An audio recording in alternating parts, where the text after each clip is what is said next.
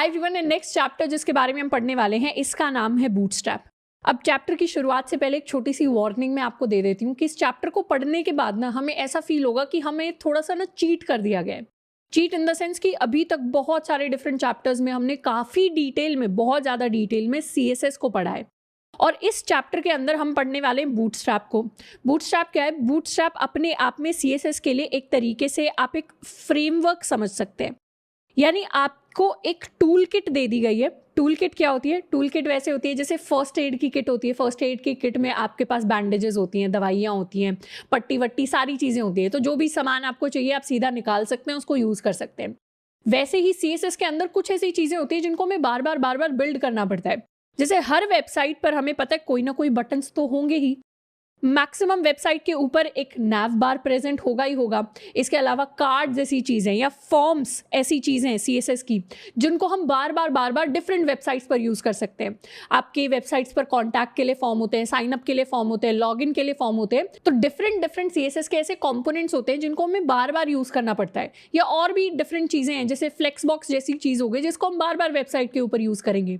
तो बूटस्ट्रैप हमें वो शक्ति प्रदान करता है जिसकी मदद से ऐसी चीज़ें, ऐसे कंपोनेंट्स जिनको हमें बार बार यूज़ करना पड़ता है, उसको बूटस्ट्रैप ने ऑलरेडी एक अच्छी स्टाइलिंग देकर एक टूल किट बना के रख रखी है कि आपको अपनी वेबसाइट पर एक बटन लगाना है तो आप बूटस्ट्रैप का अच्छा सा CSS से स्टाइल्ड बटन उठा सकते हैं और अपनी वेबसाइट के ऊपर लगा सकते हैं। अगर आपको अपनी वेबसाइट के लिए एक अच्छा सा सुंदर सा दिखने वाला फॉर्म बनाना है तो बूटस्ट्रैप ने ऑलरेडी फॉर्म बनाए हुए हैं, आप उन फॉर्म्स को उठा सकते हैं और अपनी वेबसाइट पर लगा सकते हैं। तो आपको खुद से बहुत ज़्यादा स्टाइलिंग शुरुआत से CSS ऐड करने की जरूरत नहीं पड़ती, काफ़ी बेसिक कंपोनेंट्स के ऊपर।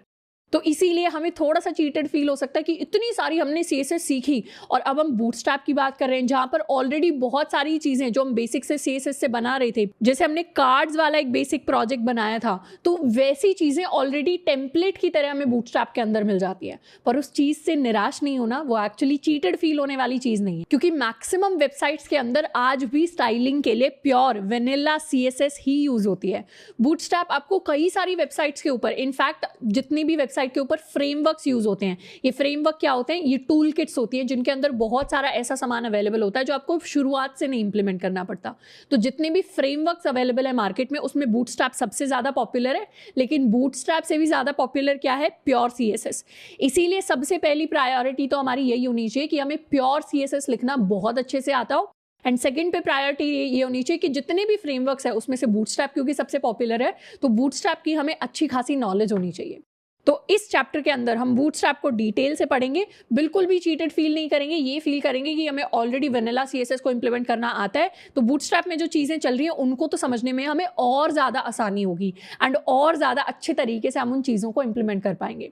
तो हमने फ्रेमवर्क्स देख लिया कि फ्रेमवर्क क्या होता है। फ्रेमवर्क होती है बेसिक हमारी टूल किट, और मार्केट के अंदर बहुत सारी CSS फ्रेमवर्क्स हैं जिसमें से सबसे पॉपुलर है बूटस्ट्रैप, तो हम इसे डिटेल में पढ़ेंगे। अब एक और चीज है जो मैं आपको चैप्टर के स्टार्ट में ही बोलना चाहूंगी कि जैसे हमने CSS में बात की थी कि स्टाइलिंग के कंपोनेंट्स को समझना, स्टाइलिंग के फंडों को, प्रोसेस को, किस तरीके से चीजें काम कर रही है उस चीज को समझना, कंठस्थ करना सबसे ज्यादा इंपॉर्टेंट होता है। आपको बहुत ज्यादा सिंटैक्स याद करने की जरूरत नहीं है, CSS प्रॉपर्टीज याद करने की जरूरत नहीं है, क्योंकि उनके लिए हम कभी भी जाकर डॉक्यूमेंटेशन को रेफर कर सकते हैं। वैसा ही कुछ बूटस्ट्रैप के अंदर है।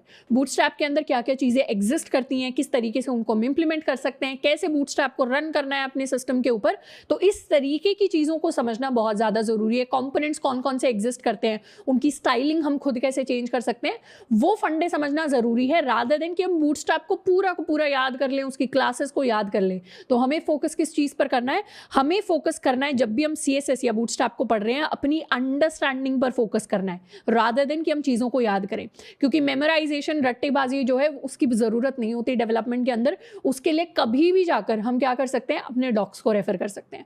ऑब्वियसली कुछ ऐसी क्लासेस होंगी, कुछ ऐसी बेसिक चीजें होंगी जिनको हम इतनी बार यूज कर लेंगे कि वो हमें याद ही हो जाएंगी अल्टीमेटली। जैसे मुझे अब पता है कि अगर मुझे बैकग्राउंड कलर चेंज करना है तो मुझे बैकग्राउंड कलर प्रॉपर्टी को यूज करना पड़ेगा, या फॉन्ट साइज चेंज करना है तो फॉन्ट साइज प्रॉपर्टी को यूज करना पड़ेगा। तो बेसिक चीजें तो हमें ऑलरेडी याद हो जाती हैं, बट कुछ कॉम्प्लेक्स चीजें जैसे अलाइन आइटम्स, जस्टिफाई कंटेंट, इन सब में डिफरेंसेस क्या होते हैं वो आप कभी भी जाकर अपने डॉक्यूमेंटेशंस को रेफर करके दोबारा सीख सकते हैं। अब बात करते हैं बूटस्ट्रैप की। बूटस्ट्रैप एक बहुत स्पेशल फ्रेमवर्क है जो हमारी फ्लेक्स बॉक्स के कॉन्सेप्ट पर काम करता है। यानी फ्लेक्सबॉक्स के अंदर हमने सीखा था कि कैसे अपने कंपोनेंट्स को लेआउट में सेटअप करना है, तो उसी सेम कॉन्सेप्ट पर हमारा बूटस्ट्रैप वर्क करता है। एंड इसके साथ साथ बूटस्ट्रैप के अंदर कई प्री बिल्ट कंपोनेंट्स भी होते हैं। प्री बिल्ट कंपोनेंट्स कहने का मतलब है कंपोनेंट्स हो गए, जैसे हम बटन को एक कंपोनेंट कह सकते हैं, तो हमारे कई सारे प्री बिल्ट बटन्स होंगे, हमारे फॉर्म्स होंगे कई सारे। इसके अलावा कह सकते हैं नैव बार होगा, या जो कार्ड हमने बिल्ड किए थे उस तरीके के कार्ड टाइप कंपोनेंट्स होंगे, एंड और भी डिफरेंट कंपोनेंट्स होंगे जिनको हम यूज करके देखने वाले हैं आज के चैप्टर के अंदर। तो इस तरीके के प्री बिल्ड कंपोनेंट्स होते हैं बहुत सारे, जिनकी स्टाइलिंग ऑलरेडी दे रखी होती है, तो पहले से ही खूबसूरत दिखने वाले कंपोनेंट्स हैं जिनको बस हमें अपने फाइल के अंदर यूज करना है, इंक्लूड करना है। तो सबसे पहले बात करते हैं कि बूटस्ट्रैप एग्जैक्टली है क्या। बूटस्ट्रैप की अगर वो जो डेफिनेशन दिखाते हैं वेबसाइट के ऊपर उसकी बात करें तो bootstrap is a powerful feature packed front end tool kit, यानी ऐसी फ्रंट एंड की टूल किट है जिसके अंदर बहुत सारे फीचर्स पैक्ड है। अब इससे हम काफ़ी चीज़ों को बिल्ड कर सकते हैं, प्रोटोटाइप से प्रोडक्शन तक। यानी अगर हमें सिर्फ किसी चीज़ का प्रोटोटाइप बनाना है, मतलब छोटे लेवल पर सिर्फ एग्जाम्पल के लिए किसी को शोकेस करने के लिए चीज़ बनानी है, अगर कॉलेज का सिर्फ प्रोजेक्ट बनाना है तो उस तरीके की चीज़ें भी बना सकते हैं। और एक्चुअल आपको रियल लाइफ वेबसाइट्स के ऊपर इसको इंप्लीमेंट करना है जो प्रोडक्शन लेवल पर काम कर रही हैं, तो आप उस तरीके की चीज़ें भी बिल्ड कर सकते हैं इन मिनट्स। वैसे इन मिनट्स कहना मतलब हर चीज़ इन मिनट्स नहीं हो पाएगी, बट डेफिनेटली आपको बहुत सारी एग्जिस्टिंग चीज़ें मिल जाएंगी जो बहुत सुंदर है, एंड उसमें हम अपने हिसाब से कस्टमाइजेशंस भी कर सकते हैं। तो बेसिकली बूटस्ट्रैप के अंदर ऑलरेडी हमारी प्री बिल्ट CSS फाइल्स होती हैं। अब CSS फाइल्स कहने का क्या मतलब है, हम हमेशा अपने प्रोजेक्ट के लिए एक style.css को क्रिएट करते हैं और style.css में हमारा सारा CSS का कोड लिखा होता है। अब उस style.css को हम किसी भी HTML के साथ अटैच कर दें तो सारी स्टाइलिंग हम इंपोर्ट कर पाएंगे। वैसे ही बूटस्ट्रैप के अंदर भी आपकी प्री बिल्ट CSS फाइल्स होती हैं जिनके अंदर कुछ CSS लिखा हुआ है, उसको आप डायरेक्टली इंपोर्ट कर सकते हैं और डायरेक्टली उस स्टाइल को अपने डॉक्यूमेंटेशन के अंदर ऐड कर सकते हैं। तो एक बार हम बूटस्ट्रैप की वेबसाइट को विजिट करके देखते हैं। ये है मेरी बूटस्ट्रैप की वेबसाइट, ये है मेरा इंट्रोडक्शन पेज। तो आप जब भी सर्च करेंगे बूटस्ट्रैप, हम कहाँ जा सकते हैं, हम getbootstrap.com पर जब भी जाएंगे तो ये हमारे लिए मेरी पूरी बूटस्ट्रैप की वेबसाइट खुल जाएगी। एंड अगर इस वेबसाइट के ऊपर मुझे बूटस्ट्रैप के बारे में और चीज़ें जाननी है तो हम हमेशा डॉक्यूमेंटेशन पर जा सकते हैं, रीड डॉक्स। तो यहाँ पर डिफरेंट चीज़ें मुझे मिल जाएंगी। अब यहाँ पर मेरी डेफिनेशन मुझे मिल जाएगी, एंड इसके साथ साथ काफ़ी सारी चीज़ें हमें इस वाले नैव बार के अंदर दिख रही हैं, जैसे लेआउट में ब्रेक पॉइंट, कंटेनर, ग्रिड, इन सारी चीज़ों को हम सीखने वाले हैं। हम फॉर्म्स की बात करें तो फॉर्म्स में किस किस तरीके से चीज़ें वर्क करती हैं। हम कंपोनेंट्स की बात कर सकते हैं। एग्जाम्पल देख लेते हैं कि बूटस्ट्रैप में होता क्या है। जैसे कंपोनेंट्स में मैं बटन्स पे जाऊँ तो बूटस्ट्रैप की हेल्प से मैं ये अलग अलग टाइप के सुंदर दिखने वाले बटन्स को क्रिएट कर सकती हूँ। हमारे जो नॉर्मल बटन्स हम HTML CSS से क्रिएट करते हैं वो बहुत ही ज़्यादा बेसिक दिखते हैं, बट बूटस्ट्रैप से जो बटन क्रिएटेड हैं इनकी स्टाइलिंग हमें और ज़्यादा इंटरेस्टिंग लगेगी। इस तरीके के बटन्स हम क्रिएट कर सकते हैं, इस तरीके के बटन्स हम क्रिएट कर सकते हैं, और ये तो सिर्फ बटन्स का एग्जाम्पल है। इसके अलावा अगर मुझे कोई कार्ड क्रिएट करना हो तो कुछ इस तरीके के हम कार्ड क्रिएट कर सकते हैं, या फिर हमें कुछ नैव बार टाइप चीज़ क्रिएट करनी है तो नेविगेशन बार के लिए ये ड्रॉप डाउन हो गया। इस तरीके से कोई भी नेविगेशन बार क्रिएट किया जा सकता है। साथ के साथ मुझे कुछ सर्च करना हो, साथ में एक बटन देना हो, इस तरीके का नैव बार हम क्रिएट कर सकते हैं। या फिर और भी चीज़ें हैं, जैसे अगर मुझे अलर्ट्स क्रिएट करने हैं तो इस तरीके के हम अलर्ट्स दिखा सकते हैं अपनी वेबसाइट के ऊपर, उनको हम रीसाइज भी कर सकते हैं। तो इस तरीके की जो फंक्शनैलिटीज़ होती हैं जो सिर्फ CSS तक लिमिटेड नहीं है, जावास्क्रिप्ट को भी यूज़ करके काफ़ी सारी फंक्शनैलिटी, काफ़ी सारी चीज़ें जो इम्प्लीमेंट होती हैं वो सब बूटस्ट्रैप के अंदर अवेलेबल होती हैं। इसके अलावा अगर मुझे फॉर्म्स को देखना है तो फॉर्म्स के अंदर कई सारी डिफरेंट टाइप की चीज़ें हम क्रिएट कर सकते हैं। जैसे अगर यहाँ पर मुझे ये सुंदर रेडियो बटन्स हम बना सकते हैं, या फिर अगर मुझे लेआउट की मैं बात करूं तो इस तरीके का कुछ बेटर दिखने वाला फॉर्म हम क्रिएट कर सकते हैं, ग्रिड की फॉर्म में क्रिएट कर सकते हैं। इस तरीके का एक कंप्लीट फॉर्म लेआउट हम बना सकते हैं। तो ऐसी काफ़ी सारी चीज़ें होती हैं जिनको हमें बार बार यूज़ करना पड़ता है। एंड अगर हम फॉर्म CSS से बनाने लग जाएं, प्योर CSS से, तो ऐसा फॉर्म हम बना सकते हैं, बिल्कुल बना सकते हैं, बट उसमें हमें थोड़ा सा टाइम लगेगा। हो सकता है हमें 10 मिनट लग जाए, हो सकता है हमें 15 मिनट लग जाए, बट यहाँ से बूटस्ट्रैप से अगर हम उस फॉर्म के डिफरेंट क्लासेस को सीधा इम्प्लीमेंट कर लेंगे तो हो सकता है सेम फॉर्म को हम 2 से 3 मिनट के अंदर पूरा तैयार करके रेडी होकर बैठ जाए। तो बूटस्ट्रैप अपने साथ डिफरेंट डिफरेंट फायदों को लेकर आता है। बूटस्ट्रैप के बेनिफिट्स की बात करें तो मेजर 3 बेनिफिट्स होते हैं। सबसे पहला, बूटस्ट्रैप की मदद से जो हम डेवलपमेंट करते हैं वो प्रोसेस हमारा फास्टर हो जाता है, ईजियर हो जाता है, जल्दी हम सेम चीज़ों को इंप्लीमेंट कर पाते हैं। ऐसा नहीं उन चीज़ों को बेसिक CSS से इंप्लीमेंट नहीं किया जा सकता, बस ये है कि जल्दी किया जा सकता है with the help of a framework like bootstrap. इसके अलावा हमारे पास काफ़ी प्री बिल्ट कंपोनेंट्स होते हैं जो कि अच्छी चॉइस होती हैं, देखने में सुंदर होते हैं। एंड इसके साथ साथ ब्राउज़र कंपैटिबिलिटी भी बहुत अच्छी है बूटस्ट्रैप की, यानी बहुत सारी चीज़ें हमें ऐसी दिखेंगी जो मैक्सिमम ब्राउज़र्स पर आपकी वर्क करती हैं। ऐसा नहीं है कि आपके क्रोम पे चल जाएगा, फायरफॉक्स पे नहीं चलेगा, या सफारी पर वो चीज़ नहीं चल रही होगी। मैक्सिमम ब्राउज़र्स पर मैक्सिमम चीज़ें चल रही होती हैं, which is a really good thing in terms of development. And इसके साथ साथ जो एक कॉम्पोनेंट्स ऑलरेडी बने होते हैं ये पहले से ही रिस्पॉन्सिव होते हैं, तो ऐसा नहीं है इनको रिस्पॉन्सिव बनाने के लिए हमें अलग से CSS लिखनी पड़ेगी, तो ऑलरेडी काफ़ी रिस्पॉन्सिव चीज़ें हमें दिख जाती हैं। जैसे यहाँ पर इंस्पेक्ट करूँ अगर इस फॉर्म को, तो स्क्रीन साइज जैसे जैसे छोटा होगा, ये क्या हुआ, रिस्पॉन्सिव है, इसीलिए ईमेल पासवर्ड अब 2 लाइंस के ऊपर आ गया। नहीं तो नॉर्मल लेआउट में ईमेल एंड पासवर्ड था, यहाँ पर सिटी स्टेट जिप, इनको भी छोटा करेंगे तो इन तीनों के लिए भी अलग अलग मेरे पास ऑप्शंस आ गए। तो इस तरीके से जो भी कंपोनेंट्स यूज़ करते हैं हम, जो भी लेआउट देखते हैं वो पहले से ही ऑलरेडी रिस्पॉन्सिव होता है, तो वो रिस्पॉन्सिव बनाने में हमें टाइम एक्स्ट्रा नहीं लगाना पड़ता। बट यहाँ पर एक सवाल आपके दिमाग में आ सकता है, तो फिर तो हमें हमेशा बूटस्ट्रैप यूज़ करना चाहिए, हमें CSS की क्या ज़रूरत है? CSS की ज़रूरत इसलिए होती है कि बूटस्ट्रैप में ज़रूरी नहीं है कि एग्जैक्टली जो आप सोच रहे हैं आपको वैसा कॉम्पोनेंट दिख जाएगा। तो ऑलरेडी अगर आपने कोई कॉम्पोनेंट का लेआउट ले लिया है, उसको अपने हिसाब से और कस्टमाइज करने के लिए हम CSS को यूज़ कर सकते हैं। वरना अगर हमें ऐसी चीज़ बनानी है जो पहले किसी ने अच्छे से इंप्लीमेंट कर नहीं रखी हो, तो अपने जो भी कस्टमाइजेशंस होते हैं वो सारे के सारे एट द एंड करने तो हमें वेनिला CSS से ही पड़ते हैं। एंड इसके साथ साथ हम मोस्टली केसेस में सिर्फ प्योर CSS को ही यूज़ करेंगे, पर जब हमें जल्दी चीज़ों को करना होगा, फास्टर या ईजियर प्रोसेस बनाना होगा, तब हम अपने बूटस्ट्रैप को यूज़ कर सकते हैं। और बूटस्ट्रैप को वेबसाइट्स के ऊपर यूज़ करना कंपलसरी नहीं होता, तो ऐसा कोई कंपल्जन नहीं सोचना कि हमने फ्रेमवर्क बूटस्ट्रैप सीख लिया तो हमेशा इसी को यूज़ करना है आज के बाद। जब आपको फील हो कि हाँ कुछ ऐसे कॉम्पोनेंट्स हैं या कुछ ऐसे लेआउट्स हैं जो बूटस्ट्रैप के अंदर बहुत अच्छे से अवेलेबल हैं और वेबसाइट के ऊपर सुंदर लगेंगे, तब हम बूटस्ट्रैप को यूज़ कर सकते हैं। अब सबसे पहले हम बात करने वाले हैं कि बूटस्ट्रैप को यूज़ करने के लिए हमें करना क्या पड़ेगा। हम शुरुआत के इस इंट्रोडक्शन पेज पर जाएंगे। यहाँ पर क्विक स्टार्ट के लिए हमें काफ़ी डिफरेंट चीज़ें अवेलेबल हैं।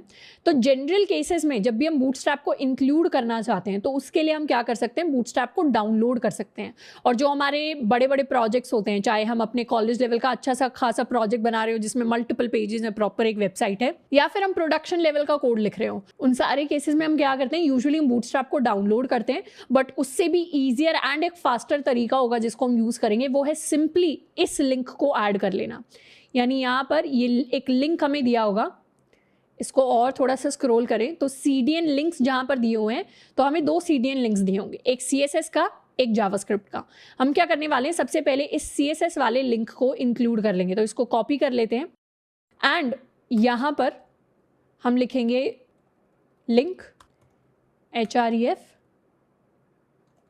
एंड इसके साथ रिलेशन में हम डाल देंगे इसको एज अ स्टाइल शीट। पहले हमने बात की थी बूटस्ट्रैप के अंदर क्या होती हैं, प्री मेड प्री बिल्ट क्या होती हैं, स्टाइल शीट्स होती हैं, यानी CSS फाइल्स जिनको हम इंक्लूड करना चाहते हैं। तो हमने CDN का एक लिंक लिया जो बूटस्ट्रैप की वेबसाइट के ऊपर अवेलेबल है। अब ये CDN क्या होता है, CDN का बेसिक मतलब होता है कंटेंट डिलीवरी नेटवर्क। अब कंटेंट डिलीवरी नेटवर्क ऐसा नहीं है कि सिर्फ बूटस्ट्रैप के अंदर यूज़ होता है, और भी डिफरेंट काम होते हैं। तो CDN एक कंप्यूटर्स का नेटवर्क होता है जिसको हम समझ सकते हैं। अगर मैं इंडिया की बात करूं तो हो सकता है इंडिया में एक सर्वर हमारा मुंबई के अंदर हो, एक सर्वर हमारा दिल्ली के अंदर हो, एक सर्वर हमारा बेंगलुरु के अंदर हो, एक सर्वर हमारा किसी और स्टेट में हो सकता है। तो इस तरीके के सर्वर हो सकते हैं। अब अगर आप पुणे के अंदर बैठे हुए हैं तो पुणे के अंदर पुणे से चेक किया जाएगा कि सबसे नियरेस्ट सर्वर कौन सा है, तो वो क्या देखेगा, मुंबई वाला सर्वर सबसे पास है, तो जो भी डेटा आएगा वो मुंबई वाले सर्वर से होकर यहाँ पर पुणे वाले कंप्यूटर के पास आ रहा होगा। उसी तरीके से हमारे CDN काम करते हैं, यानी आप दुनिया के किसी भी कोने के अंदर बैठकर अपनी वेबसाइट चला रहे हो, आपका सर्वर जो सबसे पास वाला सर्वर होगा जहाँ आप बैठे हैं वहाँ से आपका कॉन्टेंट डिलीवर हो रहा होगा, रादर देन कि सबसे दूर वाले सर्वर से आपका कॉन्टेंट डिलीवर हो। इसकी मदद से क्या होता है, इसकी मदद से आपका लोडिंग टाइम कम हो जाता है, आपकी वेबसाइट आपको और ज़्यादा फास्ट दिखती है। जितना भी कंटेंट यानी जितने भी स्टाइलिंग या बाकी चीज़ें आप अपनी वेबसाइट के ऊपर देखते हैं, एनिमेशन देखते हैं, वो सारी की सारी चीज़ें जल्दी आपके पास डिलीवर हो जाती हैं। तो ये एक यूजेज होता है CDN का, यानी कंटेंट डिलीवरी नेटवर्क का। तो हमारी जो बूटस्ट्रैप की फाइल्स हैं ये भी कहाँ पर हैं, ये CDN की हेल्प से हमारे पास डिलीवर होती हैं। तो ये एक CDN delivery network already setup है बूटस्ट्रैप का। अब इसके साथ साथ CDN के और भी काम होते हैं। जैसे हमारे पास हम YouTube चलाते हैं, YouTube के ऊपर हम बहुत सारी वीडियोस को देख पाते हैं। वीडियो भी क्या है, वीडियो भी अपने आप में एक कंटेंट है। तो वीडियो भी हमारे फ़ोन तक, हमारे लैपटॉप तक पहुंचाने के लिए CDN सेटअप है जो YouTube की वीडियोस को हमारे तक डिलीवर करता है। या हम इंस्टाग्राम पर फोटोज़ देखते हैं, फोटोज़ भी क्या है, फोटोज़ भी कंटेंट है। तो इंस्टाग्राम ने भी अपना एक CDN सेटअप कर रखा था, कंटेंट डिलीवरी नेटवर्क, जिसकी मदद से वो फोटोज़ इंस्टाग्राम वाली हमारे पास जल्दी पहुंच पाती है। वरना अगर कंटेंट की डिलीवरी में डिले आएगा तो पूरा दिन हम अपने इंस्टाग्राम को स्क्रॉल करते रहेंगे, रिफ्रेश करते रहेंगे कि फोटोज़ आ क्यों नहीं रही, जो पहले 2G नेटवर्क्स के अंदर होता था। बट वो चीज़ अब नहीं होती, क्योंकि हमारे कंटेंट डिलीवरी नेटवर्क बहुत फास्टर हो गए हैं, बहुत अच्छे हो गए हैं हर जगह।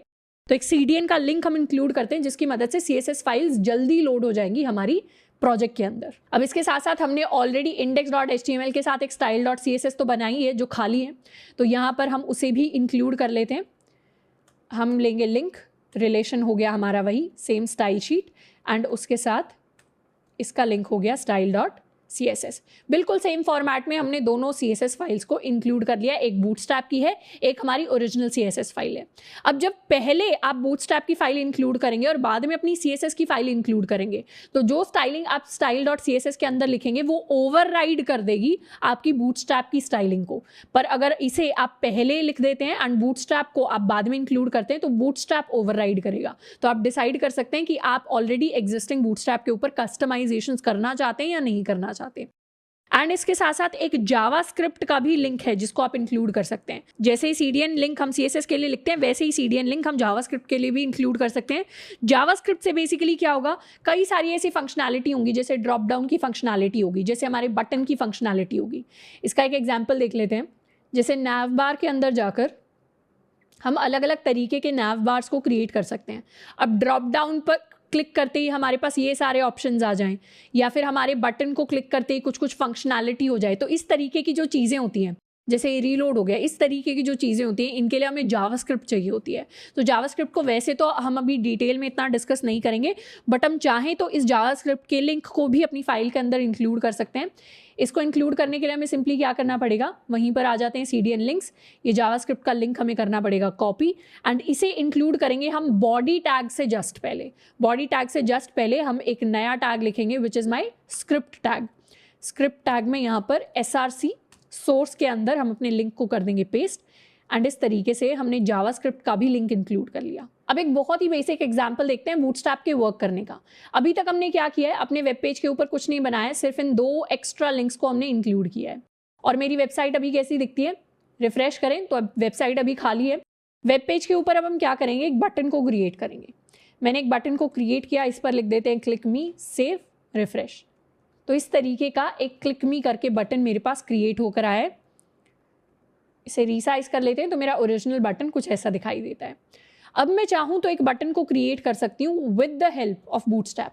उसके लिए कुछ नहीं करना, मुझे बस इस बटन को या जो भी मेरे कंपोनेंट्स होते हैं उनको बस कुछ स्पेसिफिक क्लासेस दे देनी होती हैं। जैसे हम इसे एक क्लास दे सकते हैं BTN, एंड इस पर अब लिख देंगे हम क्लिक मी, सेव, रिफ्रेश। इससे क्या हुआ, मेरे पास इस तरीके का एक बटन दिखाई दे रहा है। अब इस बटन को क्योंकि मैंने क्लास BTN दे दी, क्लास BTN कहाँ पर है, क्लास BTN के पास कोई अभी स्टाइल वगैरह नहीं है हमारी style.css में, लेकिन क्लास BTN को स्टाइल दे रखा है ऑलरेडी बूटस्ट्रैप ने। तो क्या हुआ यहाँ पर, तो मेरा क्लिक मी सेकंड जो बटन है वो कुछ इस तरीके से क्रिएट हुआ है, जिसको क्लिक करने के बाद उसकी जो बाउंड्री है वो डिस्प्ले हो रही है, एंड थोड़ा सा डिफरेंस इन बटन्स में मुझे दिखाई दे रहा है। इसके अलावा एक और क्लास है जो हम इसे दे सकते हैं BTN डेंजर, रिफ्रेश। तो अब मेरा बटन कैसा दिखाई दे रहा है, मेरा बटन कुछ ऐसा दिखाई दे रहा है। डेंजर का मतलब क्या है, डेंजर का मतलब है इसका बैकग्राउंड कलर रेडिश हो जाए, तो उस तरीके का कलर इसके पास आ गया है। और इस बटन में, मतलब इन दोनों बटन्स के बीच में जो स्टाइलिंग का डिफरेंस है वो हमें क्लियरली देख के पता चल रहा है कि ये मेरा प्योर बिना किसी CSS के जो बटन क्रिएट हुआ है एज कंपेयर टू सिंपली एक क्लास इंक्लूड करने से एक ऐसा बटन क्रिएट हुआ है जो एक्चुअल रियल लाइफ वेबसाइट जैसा लग रहा है। मतलब अच्छे से स्टाइल, एक अच्छा खासा बटन यहाँ पर दिखाई दे रहा है मुझे। अगर मेरे पास चॉइस होगी दोनों में से कौन से बटन को वेबसाइट के ऊपर इंक्लूड करना है, तो मैं इसी को हमेशा इंक्लूड करना प्रेफर करूंगी। और इसके लिए मैंने कोई ज़्यादा कोड भी नहीं लिखा, कोई ज़्यादा CSS अलग से नहीं लिखी, सिर्फ क्या लिखा, 2 क्लासेस के नाम इसको मैंने दे दिए। यहीं पर हम चाहें तो इसका कलर भी चेंज कर सकते हैं।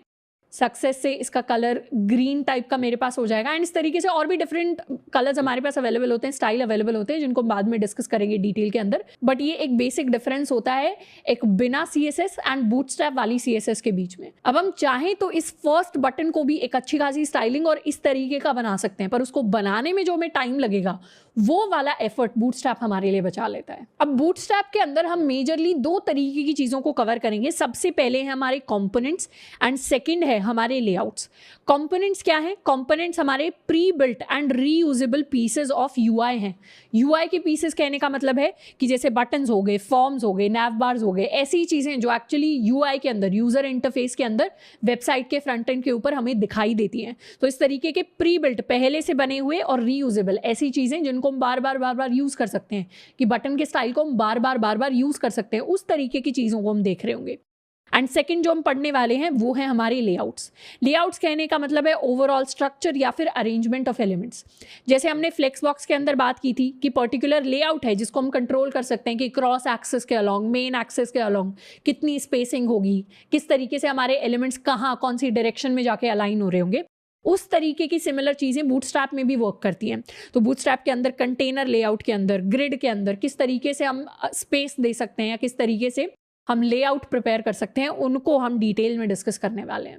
अब सबसे पहले बात करते हैं लेआउट के अंदर अपने कंटेनर लेआउट की।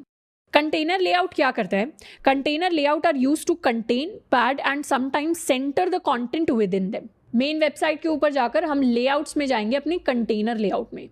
अब कंटेनर लेआउट में लिखा हुआ है कि container is the most basic layout in bootstrap. और इस लेआउट का काम होता है कि जितने भी हमारे एलिमेंट्स है, जितना भी हमारा कंटेंट है, उसको कंटेन करके रखना, मतलब उसको एक डिफाइंड स्पेस के अंदर दिखाना। जैसे यहाँ पर इन बटन्स को हम हटा सकते हैं और हम क्या करेंगे, एक डिव बनाएंगे कंटेनर क्लास के साथ।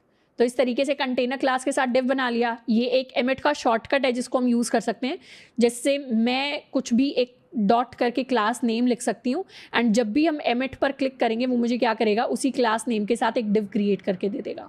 तो एक शॉर्ट फॉर्म है चीज़ों को लिखने का। तो कंटेनर डिव के अंदर हम काफ़ी सारी चीज़ों को करने वाले हैं। जैसे मान लेते हैं सबसे पहले मैंने H2 हेडिंग बनाई एंड उसके अंदर हम लिखेंगे बूटस्ट्रैप डेमो। इसको कर लेते हैं सेव। एंड इसके साथ साथ हम एक पैराग्राफ बना सकते हैं जिसमें बहुत सारा हम टेक्स्ट लिखेंगे। लॉरम इप्सम इंटू 5 कर देते हैं, तो काफ़ी सारा टेक्स्ट मेरे पास डिस्प्ले होकर आ गया। इसको कर देते हैं सेव एंड रिफ्रेश। तो ये बहुत सारा मेरे पास कंटेन टेक्स्ट आ गया। अब एक छोटी सी चीज़ हम करने वाले हैं। अभी के लिए इस पूरे टेक्स्ट के ऊपर क्या है, कंटेनर डिव के अंदर ये सारा का सारा है। पर अगर कंटेनर इस डिव के अंदर से मैं क्लास कंटेनर हटा दूँ तो इस कंटेंट के साथ क्या होगा, सेव रिफ्रेश। तो ये कंटेंट अब पूरी की पूरी विड्थ तक जा रहा है। तो कंटेनर का क्या काम होता है, उस विड्थ को, उस कंटेंट को एक पर्टिकुलर सेट ऑफ विड्थ में कंटेन कर लेना। मतलब जब भी कंटेनर हम यूज़ करते हैं पूरी विड्थ तक नहीं जाता हमारा कंटेंट, कुछ लिमिट होती है। क्या लिमिट होती है, वो सारी की सारी लिमिट हमें यहाँ पर डिफाइन करके मिल जाएगी कि कंटेनर के लिए अगर हमारी स्क्रीन का साइज एक्स्ट्रा लार्ज हो, यानी 1400 पिक्सल से बड़ा है तो 1320 पिक्सल्स तक हमारा कंटेंट जाएगा। अगर 1200 पिक्सल्स है हमारी स्क्रीन का साइज या उससे बड़ा है तो 1140 पिक्सल्स तक जाएगा। 992 पिक्सल से बड़ा है तो 960 पिक्सल्स ऑक्यूपाई होंगे। 768 पिक्सल से बड़ा है यानी मीडियम साइज है तो 720 पिक्सल्स ऑक्यूपाई होंगे। और एक्स्ट्रा स्मॉल के अंदर 100% विड्थ ऑक्यूपाई होगी। तो जब भी कंटेनर क्लास को हम यूज़ कर रहे हैं तो इस तरीके से हमारे साइजेस वर्क करते हैं जो यहाँ पर मेंशन्ड है। तो इसीलिए जब भी कंटेनर क्लास आएगी मेरा कंटेंट इतनी विड्थ को ऑक्यूपाई कर रहा होगा। अब इसके अलावा एक और छोटी सी चीज़ है जो बूटस्ट्रैप में हमने नोटिस की होगी कि अगर मैं इस बूटस्ट्रैप को यहाँ से हटा दूँ, इसको एक बार कमेंट आउट कर दूँ, तो मेरे इस पूरे पेज के ऊपर से जो भी स्टाइलिंग आई है वो हट जाएगी। अब ये कंटेनर वाला जो ये इसने पैडिंग या मार्जिन जो भी एक्स्ट्रा स्पेस साइड में छोड़ी है ये तो हटेगी, साथ के साथ एक और चेंज हम नोटिस करेंगे कि मेरे फॉन्ट का टाइप भी चेंज हो जाएगा। इसको जैसे ही मैं रिफ्रेश करूंगी मेरा फॉन्ट स्टाइल चेंज हो गया, क्योंकि बूटस्ट्रैप अपने साथ साथ एक पर्टिकुलर फॉन्ट स्टाइल के साथ आता है। बूटस्ट्रैप के अंदर अगर यूटिलिटीज़ वाले ऑप्शन में हम टेक्स्ट के ऊपर जाएं तो इसके अंदर टेक्स्ट के भी कुछ पर्टिकुलर सेट ऑफ स्टाइल हैं जो अवेलेबल हैं, एंड स्टाइल के अंदर हमें पता चलेगा कि ऑलरेडी कुछ फॉन्ट्स हैं जो बूटस्ट्रैप हमें ला कर दे देता है, और इन्हीं फॉन्ट्स के अकॉर्डिंग हमारा पेज जो है वो ट्रांसफॉर्म हो जाता है। तो ये तो नॉर्मल ब्राउजर के ऊपर जैसा पेज दिख रहा था वैसा दिख रहा था, पर जैसे ही बूटस्ट्रैप आ जाता है वो फॉन्ट स्टाइल तक चेंज कर देता है। तो इस तरीके से बूटस्ट्रैप को जब हम इंक्लूड करते हैं, फॉन्ट स्टाइल चेंज होता है, फैमिली चेंज होती है, फॉन्ट साइज चेंज हो जाता है, फॉन्ट का वेट भी चेंज हो जाता है, क्योंकि पहले जो हेडिंग थी उसका वेट ज़रूरी नहीं है अब वाली हेडिंग के ही इक्वल हो। एंड इसके साथ साथ जैसे ही मैंने कंटेनर को इंक्लूड किया, इसने क्या किया, मेरे कॉन्टेंट के लिए जो विड्थ लग रही थी उसको भी चेंज कर दिया। हम चाहें तो इसे इंस्पेक्ट भी कर सकते हैं। इंस्पेक्ट करने से पहले एक बैकग्राउंड कलर दे देते हैं अपने पैराग्राफ को, या इनफैक्ट कंटेनर को ही एक बैकग्राउंड कलर दे देते हैं। कंटेनर को मैंने बैकग्राउंड कलर दिया येलो, सेव, रिफ्रेश। तो इस तरीके से मेरा बैकग्राउंड कलर आ गया। अब देखते हैं इसका जो विड्थ है वो कब चेंज हो रही है। मेरी सेट विड्थ अराउंड 991 या 992 के आसपास पर चेंज हो रही है। तो जैसे ही मेरे स्क्रीन का साइज 992 पिक्सल्स को हिट करेगा वैसे ही मेरी स्टाइलिंग चेंज हो जाएगी। तो जैसे ही स्क्रीन साइज 992 पर जा रहा है वैसे क्या हो रहा है, विड्थ चेंज हो रही है। अब सेकंड बार चेंज कब आएगा, सेकंड बार चेंज एग्जैक्टली 768 पिक्सल्स पर आएगा। जैसे ही हम स्क्रीन को छोटा करते जाएंगे और 768 को हिट करेंगे, एग्जैक्टली 768 पर मेरी विड्थ चेंज हो रही है। तो ये जो ब्रेक पॉइंट्स हैं जहाँ पर चेंज आ रहा है, रिस्पॉन्सिवनेस आ रही है, वो सारे के सारे इस टेबल के अंदर मुझे दिखाई दे रहे हैं। एंड यहाँ पर हम चाहें तो अपने क्लास को भी चेंज कर सकते हैं। जैसे कंटेनर MD पर अगर मैंने शिफ्ट कर दी अपनी क्लास, इस कंटेनर की जगह अगर मेरी क्लास का नाम हो गया कंटेनर मीडियम, तो अब कहाँ तक 100% रहेगा, मीडियम से पहले 100% रहेगा। तो अब अगर इसको मैं रिफ्रेश करूँ, इसको जैसे ही रिफ्रेश किया, यहाँ पर भी कंटेनर MD हम कर देते हैं, सेव, रिफ्रेश। जैसे ही रिफ्रेश किया, मीडियम कहाँ पर हिट करेगा, मीडियम हिट करेगा 768। तो 768 से पहले पूरी की पूरी विड्थ ऑक्यूपाई होगी। तो 768 से पहले अब पूरी विड्थ ऑक्यूपाई हो रही है, एंड 768 के ऊपर विड्थ ऑक्यूपाई पूरी नहीं हो रही। तो जैसे इस पर आएंगे अब मेरी पूरी विड्थ ऑक्यूपाई हो रही है, जबकि यहाँ पर सिर्फ अगर कंटेनर किया होता हमने इस तरीके से, तो अब मेरी पूरी विड्थ ऑक्यूपाई नहीं होती। पूरी विड्थ तभी ऑक्यूपाई होती जब हम एक्स्ट्रा स्मॉल साइज पर आ जाते हैं।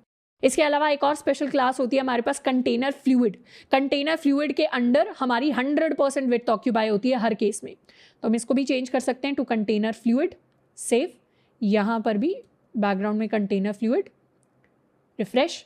तो पूरा टाइम 100% विड्थ ऑक्यूपाई होगी।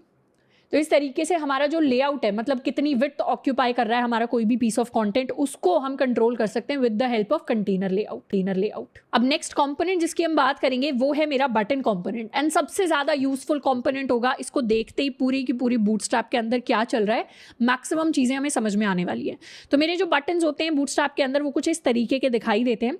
अगर मुझे किसी भी बटन को बूटस्ट्रैप बटन या बूटस्ट्रैप स्टाइलिंग देनी होती है तो उसके लिए हम एक क्लास इंक्लूड करते हैं which is my BTN class, यानी बटन क्लास। अब बूटस्ट्रैप के अंदर वेब पेज पर जाकर हम कंपोनेंट्स में चले जाएंगे बटन्स पर, तो यहाँ पर सारी इंफॉर्मेशन बटन से रिलेटेड मुझे मिल जाएगी। तो बेस क्लास क्या होती है बटन के लिए, बेस क्लास होती है मेरी class is equal to BTN। हम चाहें तो पूरा का पूरा इसी को कॉपी करके लिख सकते हैं। जैसे अगर मुझे एक बटन को बनाना होगा, ये बैकग्राउंड कलर यहाँ से हम थोड़ा सा हटा लेते हैं एंड इसको वापस से कर देते हैं कंटेनर। तो अगर मुझे कोई बटन क्रिएट करना होगा तो उसके लिए सिंपली हम टाइप रख सकते हैं button, class is equal to button. यहाँ पर type is equal to button सिर्फ इसलिए लिखा है ताकि सबमिट बटन ना बन जाए अगर फॉर्म के अंदर इंक्लूड कर रहे हैं तो, बाकी इसको हटाने से भी कोई डिफरेंस नहीं आएगा। Save, refresh. तो इस तरीके से एक बटन बेस क्लास मेरे पास क्रिएट हो गई है। इसमें बेस क्लास की जगह हम लिख सकते हैं क्लिक मी तो और थोड़ा सा बटन जैसा मुझे ये दिखाई देगा, save, refresh. So this is my button. अब इसके अलावा इस बटन को हम डिफरेंट बैकग्राउंड कलर्स दे सकते हैं, यानी बटन्स के बूटस्ट्रैप के अंदर कई सारे वेरिएंट्स होते हैं। तो अगर मुझे ये ब्लूइश कलर चाहिए तो उसके लिए एक और क्लास मुझे इंक्लूड करनी पड़ती है, बटन प्राइमरी। ये कलर चाहिए तो button secondary. Success, green colour चाहिए तो बटन सक्सेस। रेड कलर चाहिए तो बटन डेंजर। येलो कलर चाहिए तो बटन वार्निंग। तो इस तरीके से अलग अलग क्लासेस है जिनको हम इंक्लूड कर सकते हैं। इनके ये जो नाम है, ये सेकेंडरी का मतलब ग्रेश कलर ऑटोमेटिकली आ जाएगा, डेंजर का मतलब रेड कलर ऑटोमेटिकली आ जाएगा। ये सिर्फ बटन्स के अंदर नहीं, और भी डिफरेंट बूटस्ट्रैप के कंपोनेंट्स होते हैं जिसमें अगर आप बैकग्राउंड कलर डेंजर सेट करेंगे तो रेड कलर आ जाएगा, या बैकग्राउंड कलर वार्निंग सेट करेंगे तो येलो कलर आ जाएगा। तो बेसिकली सिमेंटिकली यानी मीनिंग वाइज इन्होंने ऑलरेडी कुछ कलर असाइन कर रखे हैं, यानी रेड के साथ डेंजर का मीनिंग असाइन कर रखा है। पर हम चाहें तो इन कलर्स को चेंज भी कर सकते हैं। कोई फिक्स्ड कलर्स नहीं है, बस एक प्रॉपर सा लेआउट है जो हमें परोस कर दे दिया गया है। इसके साथ अब कोई भी चेंजेस किए जा सकते हैं। हम क्या करेंगे, 2-3 बटन्स क्रिएट करके देख लेते हैं। यहाँ पर कर लेते हैं, दिस इज माई बटन 1। इसको हम कलर देने वाले हैं डेंजर का, लेट्स से कलर दे दिया, सेव, रिफ्रेश। तो इस तरीके से मेरे पास ये मेरा बटन आ गया। यहाँ से एक्सक्लेमेशन हटा लेते हैं। अब 2-3 बटन्स और क्रिएट करेंगे। जैसे यहाँ पर अगर हम दे दें सक्सेस, यहाँ पर हम देने वाले हैं वार्निंग। यहाँ पर इनमें से कोई भी एक लेआउट हम चूज़ कर सकते हैं। लेट्स सपोज हमने इंफॉर्मेशन चूज़ किया, तो इन्फो के लिए एक पर्टिकुलर सेट कलर है, सेव, रिफ्रेश। तो इस तरीके से अलग अलग बटन्स मेरे पास क्रिएट होंगे। इन्हें चेंज कर सकते हैं टू 2, 3, 4। तो इस तरीके से हम अपने बटन्स को क्रिएट कर सकते हैं। एंड ये नॉर्मल जो हमारे HTML से बटन क्रिएट होगा उससे काफ़ी बेटर दिखने वाले बटन्स हैं। हम चाहें तो इनके बैकग्राउंड कलर भी चेंज कर सकते हैं।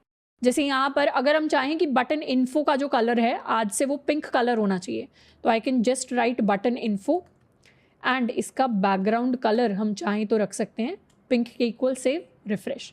तो एक कलर मेरे पास चेंज होकर आ जाएगा। बट ऑब्वियसली हवर करने पर जो स्टाइलिंग है उसको भी फिर हमें रीसेट करना पड़ेगा। तो एक बार जब हम बूटस्ट्रैप की स्टाइलिंग को रीसेट करते हैं तो हमें ये ध्यान रखना है कि कोई और सिमिलर स्टाइल तो नहीं है, जैसे हवर की एनिमेशन हो गई या कोई और चीज़ हो गई जिसको हमें रीसेट करना पड़े। तो ये बस एक बेसिक एग्जाम्पल था कि किस तरीके से ऑलरेडी जो बूटस्ट्रैप ने स्टाइल दिया है उसको भी रीसेट किया जा सकता है। इसके अलावा बटन्स के अंदर और भी डिफरेंट चीज़ें अवेलेबल होती हैं, जैसे डिफरेंट बटन टैग्स होते हैं जिनको हम यूज़ कर सकते हैं, या हम आउटलाइन बटन्स भी बना सकते हैं जो काफ़ी इंटरेस्टिंग लगेंगे कि पहले से ही आपको इस तरीके का जो और थोड़ा सा सुंदर दिखने वाला बटन है वो हम क्रिएट कर सकते हैं। उसके लिए क्या करना पड़ेगा, ऑलरेडी जो हमारी बटन डेंजर है, बटन सक्सेस, ये जो क्लासेस थी इसके साथ बस हमें आउटलाइन और ऐड करना पड़ेगा बीच में। तो यहाँ पर अगर हम कर दें बटन आउटलाइन सक्सेस, या बटन आउटलाइन वार्निंग, या button outline info, save, refresh, तो ये मेरे अब आउटलाइन बटन्स में कन्वर्ट हो गए। ये एक नॉर्मल बटन है एंड ये मेरे आउटलाइन बटन्स है जो और थोड़े से रिस्पॉन्सिव और थोड़े से बेटर किसी केस में हमें दिख सकते हैं। अब इसके अलावा और भी डिफरेंट चीज़ें हैं जो बटन्स के साथ की जा सकती हैं। हम साइजेस चेंज कर सकते हैं, किसी को हम लार्ज बटन बना सकते हैं, किसी को हम स्मॉल बटन बना सकते हैं। और ये साइजेस चेंज करने के लिए भी हमें बस कुछ क्लासेस को इंक्लूड करना पड़ेगा। लार्ज बटन बनाना है तो ये क्लास हम इंक्लूड कर सकते हैं, BTN लार्ज। स्मॉल बनाना है तो BTN SM which stands for small. जैसे यहाँ पर इस बटन को हम BTN लार्ज बना सकते हैं, इस बटन को हम BTN स्मॉल बना सकते हैं, सेव एंड रिफ्रेश। तो ये बटन नॉर्मल जो बटन है उनसे थोड़ा सा बड़ा हो गया है, ये वाला बटन नॉर्मल बटन से आपको साइज में छोटा दिखाई देगा। एंड इसके अलावा बटन्स को हम स्टेट भी चेंज कर सकते हैं, यानी अगर किसी बटन को मुझे अनक्लिकेबल बनाना है तो उसे मैं डिसेबल्ड स्टेट दे सकती हूँ। तो डिसेबल्ड स्टेट देने के लिए सिंपली बाहर डिसेबल्ड लिख देना है। तो यहाँ पर स्मॉल बटन के लिए I can write disabled, save, refresh. तो इस बटन को हम क्लिक नहीं कर पाएंगे। इस बटन पर हवर करेंगे तो कुछ चीज़ें होंगी, बट इस पर हम हवर कर ही नहीं पाएंगे, ना इसको हम क्लिक कर पाएंगे। अब बटन्स के अंदर एक और स्पेशल चीज़ होती है कि जो हमारे एंकर टैग्स होते हैं या जो हमारे इनपुट एलिमेंट होते हैं, हो सकता है वो पहले से ऑलरेडी एक बटन ना हो, बट उनको हम डिस्प्ले बटन की तरह करा सकते हैं। जैसे अगर मैंने कोई एंकर टैग बनाया, एक एंकर टैग बनाकर देखते हैं। यहाँ पर कोई भी हमने एंकर टैग बनाया, लेट्स सपोज गूगल करने के लिए। इस पर अभी अगर हम चाहें तो इसे कहीं से भी लिंक नहीं करेंगे, सेव, रिफ्रेश।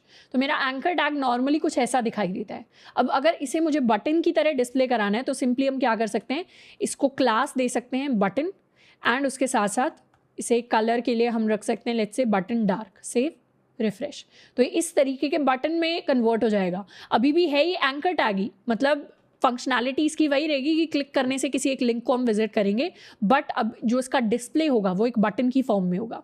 इसे चाहें तो दूसरी स्टाइलिंग भी दे सकते हैं, बटन की, सेव, रिफ्रेश। तो ये अब एक आउटलाइन बटन में कन्वर्ट हो जाएगा, बट इंटरनली ये एक एंकर टैग ही रहेगा एंड इंटरनली ये सारे अपने आप में बटन्स होंगे। नेक्स्ट कंपोनेंट जिसकी हम बात करेंगे बूटस्ट्रैप के अंदर, इसका नाम है बैज। अब बैजेस को बहुत बार हमने देखा होगा, हमारे पास व्हाट्सएप पर नोटिफिकेशन आती हैं, तो व्हाट्सएप के ऊपर कितने मैसेजेस आए हैं वो कैसे दिखाई देता है मुझे, ये मेरा कुछ व्हाट्सएप का मेरे पास सिंबल बन के आता है एंड इसके ऊपर लिखा होता है 10+ मैसेजेस। तो इस तरीके की जो चीज़ें होती हैं वो उनको हम बैजेस कहते हैं डेवलपमेंट के अंदर। या फिर हमारे पास फॉलोअर्स या फॉलोइंग आते हैं या ईमेल की नोटिफिकेशन आती है, तो हमारे पास कितनी ईमेल्स पड़ी हुई हैं या इनबॉक्स के अंदर कितनी खाली ईमेल्स हमारे पास हैं, लेट्स से 80+ है, तो इस तरीके से जो ऊपर लिखा हुआ आता है वो हमारा बैजेस की फॉर्म में आता है, इसको हम बैजेस कहते हैं। तो इन बैजेस को क्रिएट करने के लिए हम बूटस्ट्रैप का बैज कंपोनेंट यूज करते हैं। तो जब भी हमें किसी लेबल को शो करना होता है या फिर किसी काउंट को शो करना होता है तो वहां पर बैजेस हमारे काफी काम आते हैं। हम क्या करेंगे, कंपोनेंट्स के अंदर जाएंगे एंड यहाँ पर जाने वाले हैं बैज पर।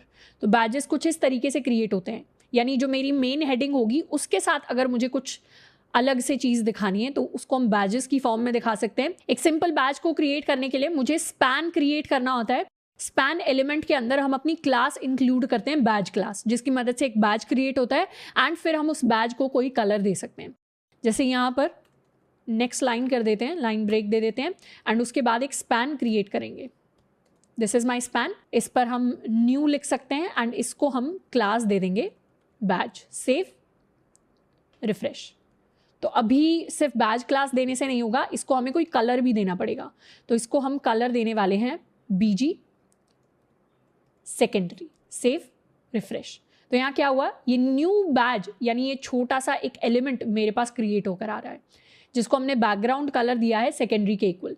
हम चाहें तो इसको रेड कलर भी दे सकते हैं, बैकग्राउंड डेंजर करके, सेव, रिफ्रेश। तो ये कुछ इस तरीके का मुझे दिखाई देगा। हम चाहें तो नोटिफिकेशन के लिए जैसे 10+ ईमेल्स होता है, लिखकर हमें दिखाई देता है, तो इस तरीके से 10+ मेरे पास लिखा हुआ आ जाएगा। तो अलग अलग तरीके के हम बैजेस को क्रिएट कर सकते हैं। हम चाहें तो किसी हेडिंग के साथ भी बैज को क्रिएट कर सकते हैं, जैसे इस H3 हेडिंग के साथ बैज को क्रिएट किया तो सिंपली इस पूरे को लिख सकते हैं। यहाँ हम लिख लेंगे नोटिफिकेशंस एंड यहाँ पर न्यू की जगह या न्यू ही रखते हैं एंड इसे हम कर देंगे प्राइमरी। तो ब्लू कलर मेरे पास आ जाएगा, सेव, रिफ्रेश। तो इस तरीके से नोटिफिकेशन लिखा हुआ आ गया एंड साथ में मेरे पास न्यू का बैज आ गया। हम चाहें तो न्यू की जगह कोई नंबर लिख सकते हैं कि 20+ नोटिफिकेशंस हैं, तो इस तरीके से नोटिफिकेशंस के साथ मुझे ये चीज़ डिस्प्ले होकर दिखाई देगी। अब हमारे जो बटन्स हैं उनके अंदर भी हम बैज को इंक्लूड कर सकते हैं। जैसे ऑलरेडी मैंने कोई बटन बनाया हुआ है जिसको क्लास दी है बटन क्लास, बटन प्राइमरी, तो उसके अंदर अगर मैं एक बैज को इंक्लूड कर दूं तो वो बैज कहाँ पर दिखाई देगा, बटन के अंदर ही हमें दिखाई देगा। तो इस तरीके का कुछ हम क्रिएट करने वाले हैं। एक लाइन ब्रेक लेते हैं, सेव, नेक्स्ट लाइन। सबसे पहले तो एक बटन क्रिएट करेंगे, इसको हम क्लास देंगे BTN and BTN primary. Blue colour का हम बटन क्रिएट करेंगे एंड इसके साथ साथ इसी बटन पे हम लेट्स सपोज लिखने वाले हैं फॉलोअर्स। अब साथ के साथ हम क्रिएट करेंगे अपनी एक स्पैन क्लास। इस स्पैन क्लास को हम बनाने वाले हैं बैज, तो इसे क्लास दे देंगे बैज और इसका बैकग्राउंड दे देंगे हम रेड। तो डेंजर लिख दिया एंड कितने फॉलोअर्स हो गए, 100+ फॉलोअर्स लेट्स सपोज हमें डिस्प्ले कराने हैं। तो इस तरीके का हम कुछ सिस्टम क्रिएट कर सकते हैं। इसको कर लिया सेव, रिफ्रेश। तो यहाँ पर आ गया ये एक बटन फॉलोअर्स का जिसमें 100+ फॉलोअर्स मेरे पास डिस्प्ले होकर आ रहे हैं। हम चाहें तो कोई और कलर भी दे सकते हैं, लेट्स सपोज लाइट दे दिया या इसे डार्क दे देते हैं, सेव, रिफ्रेश। तो इस तरीके से मेरे फॉलोअर्स मेरे पास डिस्प्ले होकर आएंगे। इस चीज़ को अपने डिव के अंदर डिस्प्ले कराते हैं। तो यहाँ पर मेरे ये फॉलोअर्स आ गए। कलर भी थोड़ा सा इसका चेंज किया जा सकता है, जैसे यहाँ चाहें तो डार्क की जगह सीधा सेकेंडरी कलर। तो इस तरीके से मेरे 100+ फॉलोअर्स मेरे पास डिस्प्ले होकर आ जाएंगे। अब बैजेस के अंदर और भी डिफरेंट चीज़ें हैं जिनको हम ट्राई कर सकते हैं। हम पोजीशन ट्राई कर सकते हैं, यानी अपने बैज को हम थोड़ा सा ऊपर की तरफ कैसे प्लेस कर दें, उसके लिए हमें यूटिलिटीज़ को यूज़ करना पड़ेगा। यानी स्पैन के अंदर अगर हम पोजीशन वाली यूटिलिटीज़ को यूज़ करें, यहाँ पर इसने टॉप की सेटिंग में 0 कर दिया है, स्टार्ट 100 कर दिया है, पोजीशन एब्सोल्यूट। तो इस तरीके से पोजीशन के साथ खेलकर हम इनबॉक्स का बटन बनाकर ऊपर की तरफ प्लेस कर सकते हैं। पर पोजीशन के अभी हम डिटेल में नहीं जाएंगे। बाकी आप चाहें तो यूटिलिटीज़ में पोजीशन को एक्सप्लोर कर सकते हैं, तो आप भी अपने बैज को इस तरीके से प्लेस कर पाएंगे। हम चाहें तो अपने बैज के डिफरेंट बैकग्राउंड कलर्स हैं जिनको यूज़ कर सकते हैं, एंड अपने बैज की हम शेप भी चेंज कर सकते हैं। यानी हम पिल शेप में बैज बना सकते हैं। गोली की शेप में बैज बनाने के लिए मुझे बस एक राउंडेड पिल नाम की क्लास को इंक्लूड करना पड़ेगा। तो अगर मैं अपने इस बैज के ऊपर सिंपली राउंडेड पिल इंक्लूड कर लूँ तो अब इस बैज की शेप चेंज हो जाएगी, रिफ्रेश, तो अब ये इस शेप का हो जाएगा। यहाँ पर जो हमने ऊपर एक बैज बनाया था, यहाँ पर भी इसकी शेप चेंज करने के लिए रिफ्रेश, तो अब इसकी शेप चेंज हो गई है एक राउंडेड पिल की फॉर्म में। तो इस तरीके से बैजेस को हम यूज़ कर सकते हैं। डिफरेंट यूजेस हैं इनके, एंड बैजेस को और ज़्यादा एक्सप्लोर करने के लिए या इनकी CSS को भी जाकर अगर हमें पढ़ना है, थोड़ा सा जानना है उसके बारे में, तो हम इस बैजेस वाले सेक्शन को एक्सप्लोर कर सकते हैं। नेक्स्ट कंपोनेंट जिसकी हम बात करने वाले हैं, ये है मेरा अलर्ट कंपोनेंट। अब वेबसाइट के ऊपर अलर्ट्स क्या होते हैं? कभी कभी ऐसा होता है कि पेज को जब हम लोड करते हैं तो ऊपर से कुछ ऐसा पॉपअप होता है या कोई ऐसा अलर्ट होता है जो हमें दिखाई देता है। इनको हम कंपोनेंट की टर्म्स में अलर्ट्स कहते हैं। जैसे हो सकता है हम किसी बटन पर क्लिक करें या हमने कोई फॉर्म सबमिट कर दिया और हमारे पास एकदम से पॉपअप निकल कर आता है फेल्ड। तो उस केस में क्या होगा? उस केस में हमें पता चलेगा कि जो फॉर्म हमने सबमिट किया है वो अच्छे से सबमिट नहीं हुआ, वो फेल हो गया। तो इस तरीके से बहुत सारे अलर्ट्स, ऐसी चीज़ जिस पर वेबसाइट के ऊपर एकदम से ध्यान जाए, इस तरीके की चीज़ें हमें क्रिएट करनी होती है। तो इन अलर्ट्स को क्रिएट करने के लिए हम अपनी अलर्ट क्लास का यूज़ कर सकते हैं। तो हम कंपोनेंट्स के अंदर अलर्ट्स पर जा सकते हैं। तो डिफरेंट टाइप के ये अलर्ट्स हैं जो हमें दिखाई दे जाएंगे। इनके अंदर भी काफ़ी सारे कलर्स अवेलेबल हैं। तो अलर्ट कंपोनेंट को बनाने के लिए, एलिमेंट को बनाने के लिए हमें एक डिव बनाना पड़ता है जिसको हम क्लास देते हैं अलर्ट, एंड फिर इसको डिफरेंट कलर्स देने के लिए हम alert primary, alert secondary, alert danger, success, different colours दे सकते हैं। तो एक अलर्ट को क्रिएट करते हैं। यहाँ पर हम एक डिव बनाएंगे अलर्ट क्लास के साथ। इसको कर लेते हैं सेव। अलर्ट के अंदर लिखा होगा, अभी के लिए लिखते हैं, लेट्स सपोज हमने लिखा download failed, please try again. तो इस तरीके का हमने कुछ लिखा, सेव, यहाँ पर करेंगे रिफ्रेश। अब सिर्फ इतना पार्ट मुझे दिखाई दे रहा है, इसको बैकग्राउंड कलर भी मुझे देना पड़ेगा। तो इसको लिखेंगे बैकग्राउंड, लेट्स से हमने लिखा प्राइमरी, सेव, रिफ्रेश। तो इस तरीके का अलर्ट मेरे पास आएगा। अब सिर्फ बैकग्राउंड प्राइमरी मुझे नहीं देना, हम क्या कर सकते हैं, इसे अलर्ट के हिसाब से कस्टमाइज करने के लिए हम अलर्ट प्राइमरी दे सकते हैं, सेव, रिफ्रेश। तो मेरा अलर्ट कुछ इस तरीके से दिखाई देगा और ये और ज़्यादा बेटर स्टाइल है। अब अलर्ट प्राइमरी, क्योंकि डाउनलोड फेल हुआ है तो हम और थोड़ा सा कलर की टर्म्स में इसको कस्टमाइज कर सकते हैं। फेलियर के लिए हम रेड कलर यूजुअली दिखाते हैं, सेव, रिफ्रेश। तो आपका डाउनलोड फेल हो गया, प्लीज़ ट्राई अगेन। तो इस तरीके का अलर्ट हम अपनी वेबसाइट के ऊपर डिस्प्ले करा सकते हैं। इसमें हम कलर के अंदर और भी चेंजेस कर सकते हैं। एक और अलर्ट बनाकर देखते हैं। यहाँ पर हम लिख सकते हैं congratulations, your score is 50 out of 50। इस तरीके का कुछ अलर्ट बना सकते हैं। अब इस अलर्ट का कलर चेंज करके हम कर सकते हैं टू ग्रीन, सेव, रिफ्रेश। तो इस तरीके का एक और अलर्ट हमारी वेबसाइट के ऊपर क्रिएट हो जाएगा। तो एक ऐसी चीज़ है जिसके ऊपर ऑटोमेटिकली हमारा ध्यान जाता है। अब अलर्ट्स के साथ और भी कई चीज़ें हैं जिनको हम कर सकते हैं। जैसे लाइव एग्जाम्पल अलर्ट का हम देख सकते हैं। इस पर जैसे ही क्लिक करेंगे तो मेरे पास क्या आएगा, अलर्ट आएगा, जिसमें मेरे पास एक क्रॉस बटन भी साथ के साथ मुझे डिस्प्ले दिखाई दे रहा है। और जैसे ही क्रॉस को हम क्लिक करेंगे वैसे ही मेरा अलर्ट गायब हो जाएगा। अब ये जो पूरा इफेक्ट है ये सिर्फ CSS की मदद से नहीं आया है, उसके लिए काफ़ी सारी जावास्क्रिप्ट है जिसको लिखा गया है। तो इस तरीके की अगर मुझे चीज़ें करनी है तो बूटस्ट्रैप के अंदर हमें जावास्क्रिप्ट को भी पहले से पढ़ना पड़ेगा। अब साथ के साथ हम अलर्ट्स के अंदर कुछ लिंक्स भी दे सकते हैं। तो एंकर टैग भी कस्टमाइज होकर हमें दिखाई देगा।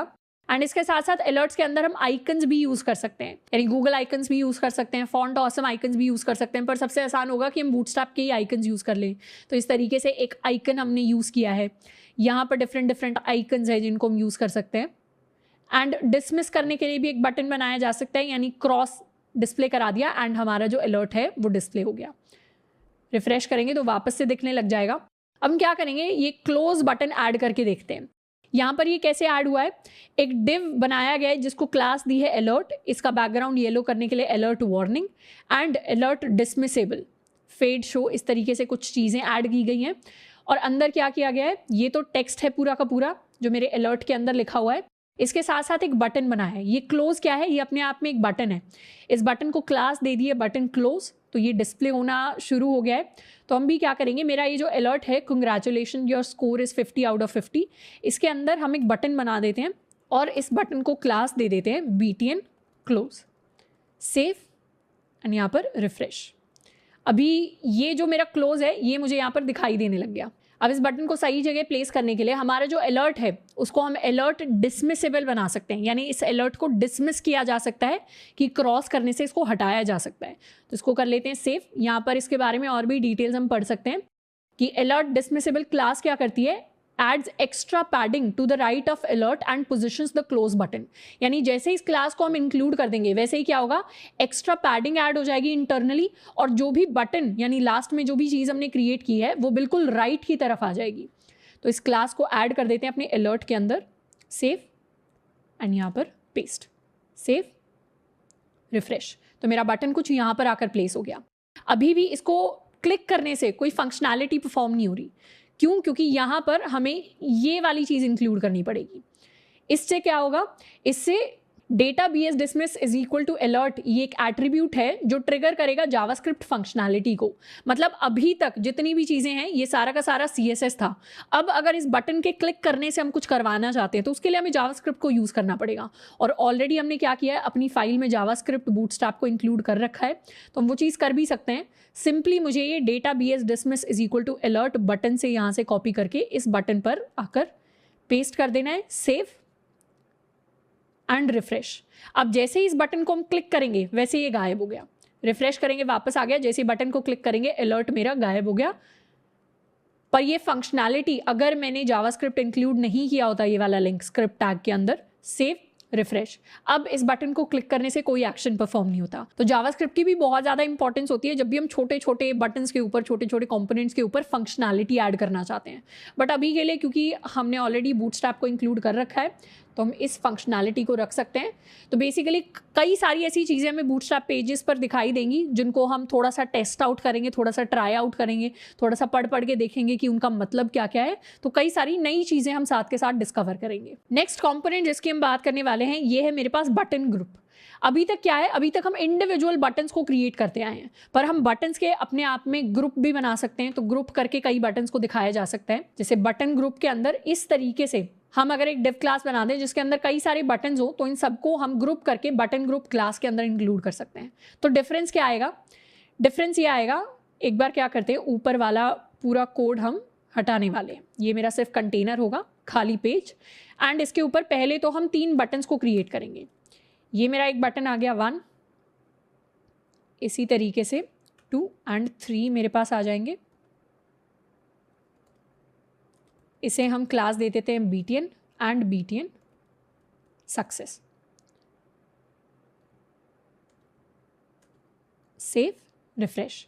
तो ये 3 इंडिविजुअल बटन्स मेरे पास क्रिएट होकर आ गए। यहाँ पर एक हेडिंग H2 भी हम डिस्प्ले कर सकते हैं, बूटस्ट्रैप डेमो, सेव रिफ्रेश। तो ये 3 बटन्स मेरे पास डिस्प्ले होकर आ गए। अब ये जो तीनों बटन्स हैं ये एक तरीके से ग्रुप नहीं है, 3 इंडिविजुअल बटन्स हमने बनाए हैं जिनके बीच में मुझे स्पेस दिखाई दे रही है। तो बटन ग्रुप बनाने से क्या होगा, जैसे ही हम चाहें BTN ग्रुप, हम एक डिव क्रिएट कर सकते हैं एंड इन तीनों बटन्स को जैसे ही हम, या इनफैक्ट इनकी एक कॉपी को जैसे ही हम इस बटन ग्रुप के अंदर डिस्प्ले कराएंगे वैसे ही क्या होगा, इस तरीके से 3 जॉइंट बटन्स मेरे पास क्रिएट होकर आएंगे। तो ये एक बटन ग्रुप है, जबकि ये क्या है, ये 3 इंडिविजुअल बटन्स है। बटन ग्रुप क्रिएट करने से हम मल्टीपल बटन्स को एक सिंगल लाइन के अंदर स्टैक कर सकते हैं, यानी सिंगल लाइन के अंदर एक के बाद एक लिख सकते हैं। तो इस तरीके से एक के बाद एक बटन्स को हमने डिस्प्ले करा दिया है। हम चाहें तो इनके कलर्स को भी डिफरेंट रख सकते हैं, जैसे एक को मैं चाहूँ तो प्राइमरी दे सकती हूँ एंड एक को हम चाहें तो वार्निंग दे सकते हैं, सेव रिफ्रेश। तो इस तरीके से 3 बटन्स को हम क्रिएट कर सकते हैं, और एक को चाहें तो हम आउटलाइन भी बना सकते हैं, सेव रिफ्रेश। तो इस तरीके से मल्टीपल जो स्टाइलिंग हमने बटन्स के अंदर सीखी थी वो इंडिविजुअल बटन्स के ऊपर ऐड की जा सकती है। तो रिफ्रेश करेंगे तो इस तरीके से मेरे पास बटन्स आ गए, और ये जो बटन्स है ये एंकर टैग को बटन बनाकर हम लिख सकते हैं। हम मिक्स स्टाइल ऐड कर सकते हैं, हम आउटलाइन स्टाइल ऐड कर सकते हैं सारे बटन्स के अंदर। जैसे ये वाली चीज़ काफ़ी इंटरेस्टिंग होगी कि इस तरीके से same colour with N outline tag अगर हमने डाल दिया तो और थोड़े से बेटर तरीके से तीनों बटन्स मुझे दिखाई देंगे। इसके साथ साथ हम check boxes and radio buttons के साथ भी सेम चीज़ कर सकते हैं। जैसे हमारे जो भी इनपुट टाइप चेक बॉक्स या इनपुट टाइप रेडियो हम क्रिएट करते हैं उसमें इस तरीके की फंक्शनैलिटी को हम ऐड कर सकते हैं। तो ऐड करने के लिए हम क्या करेंगे, उनको बटन टाइप का बना देंगे एंड फिर हम उनको ग्रुप कर सकते हैं।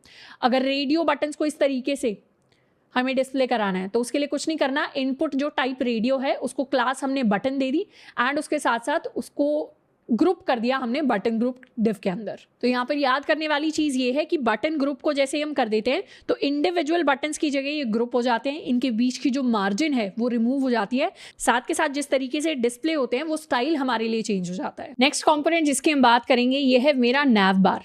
नैव बार हमारे वेबसाइट्स पर कुछ ऐसा दिखाई देता है एंड ये बूटस्ट्रैप का नैव बार है। हम ऑलमोस्ट हर वेबसाइट के ऊपर एक नैव बार देखते हैं, जैसे यहाँ पर बूटस्ट्रैप के ऊपर भी मुझे एक नैव बार दिखाई दे रहा है जहाँ यूजुअली लेफ्ट की तरफ हमारा क्या होता है, हमारा ब्रांड लिखा होता है या फिर उसका लोगो हमारे पास होता है। उसके बाद डिफरेंट ऑप्शंस होते हैं।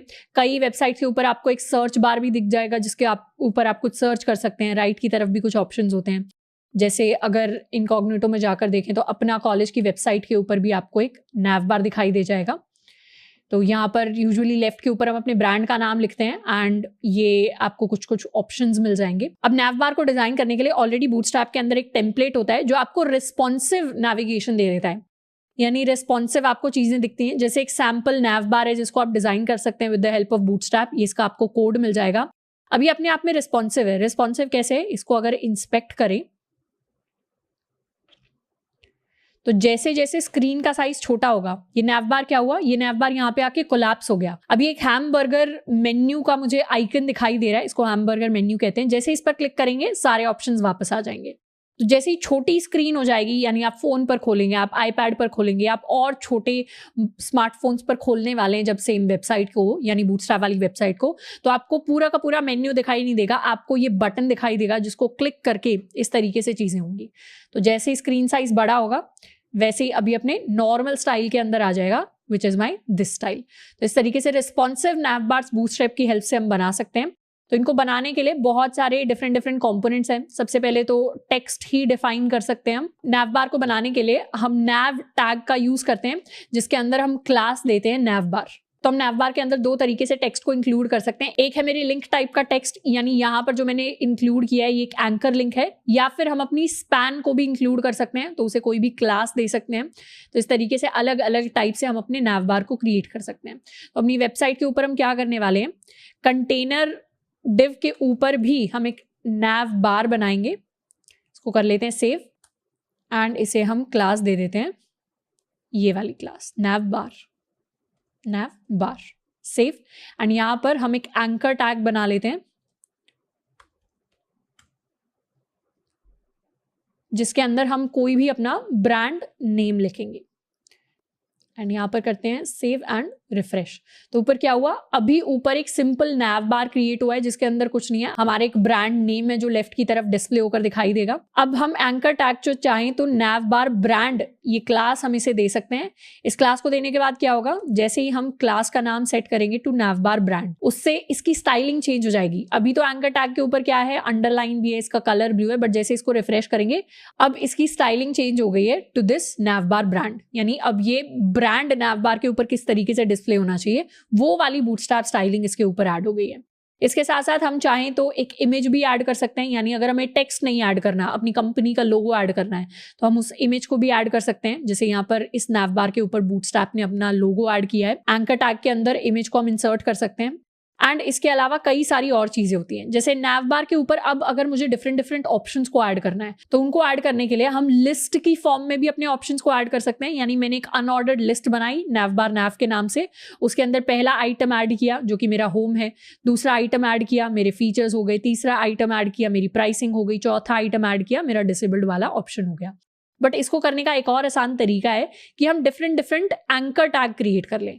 ये सारा, ये जो होम हो गया, फीचर्स हो गया, प्राइसिंग हो गई, ये सारे के सारे मेरे एंकर टैग्स हैं जिनको हम अपने नैव बार के अंदर ऐड कर सकते हैं। पहले तो नैव बार का बैकग्राउंड सेट करने के लिए हम क्या करेंगे, इसे बैकग्राउंड बॉडी टर्जरी हम देने वाले हैं। तो एक और क्लास इसे हम दे देते हैं यहाँ पर, सेव रिफ्रेश। तो क्या हुआ, इसका बैकग्राउंड कलर हल्का सा चेंज हुआ है, इतना ज्यादा चेंज नहीं हो बट हल्का सा ग्रेश टोन आ गई है। एंड नैव बार की एक और स्पेशल चीज होती है, जैसे यहां पर अगर मैं कोई पैराग्राफ टैग बना दूं जिसके अंदर बहुत सारा हम टेक्स्ट इंक्लूड करने वाले हैं, सेव, ये बहुत सारा पैराग्राफ के अंदर टेक्स्ट मैंने इंक्लूड कर दिया है, रिफ्रेश। अब हम चाहें तो इसे एक क्लास यहां पर दे सकते हैं, it is a special class called fixed top. तो नैव क्लास के अंदर जैसे ही मैंने फिक्स्ड टॉप ऐड कर दिया, इसे करेंगे सेव, तो अभी क्या हो रहा है, ये सब कुछ यहाँ पर स्क्रॉल हुए जा रहा है, बट जैसे ही रिफ्रेश करेंगे अब मेरा ये जो नैव बार है ये ऊपर फिक्स्ड हो जाएगा टॉप के ऊपर। अब जैसे ही इसको हम स्क्रॉल करेंगे तो नैव बार वैसे का वैसे मुझे पूरा दिखाई देगा, बाकी सारी चीजें इसके नीचे क्या होंगी, स्क्रॉल हो रही होंगी। तो इस तरीके से नैव बार को हम टॉप के ऊपर फिक्स कर सकते हैं, और भी डिफरेंट स्टाइल्स होते हैं इसको फिक्स करने के। अब क्या करेंगे, नैव बार के ऊपर हम डिफरेंट चीजों को क्रिएट करेंगे, यानी इन ऑप्शंस को हम क्रिएट करने वाले हैं। तो एक नैव बार नैव नाम से एक क्लास बना लेते हैं इसके अंदर। तो ब्रांड नेम के बाद एक नैव बार, नैव से हमने डिव क्लास बना ली, इसके अंदर हम डिफरेंट एंकर टैग्स को क्रिएट करेंगे। तो हम पहले होम का बटन रख सकते हैं, उसके बाद हम चाहें तो एक कॉन्टैक्ट का बटन रख सकते हैं, एक और बटन रख सकते हैं, अबाउट अस का ये बटन रख लेते हैं, 3 बटन हम रख सकते हैं।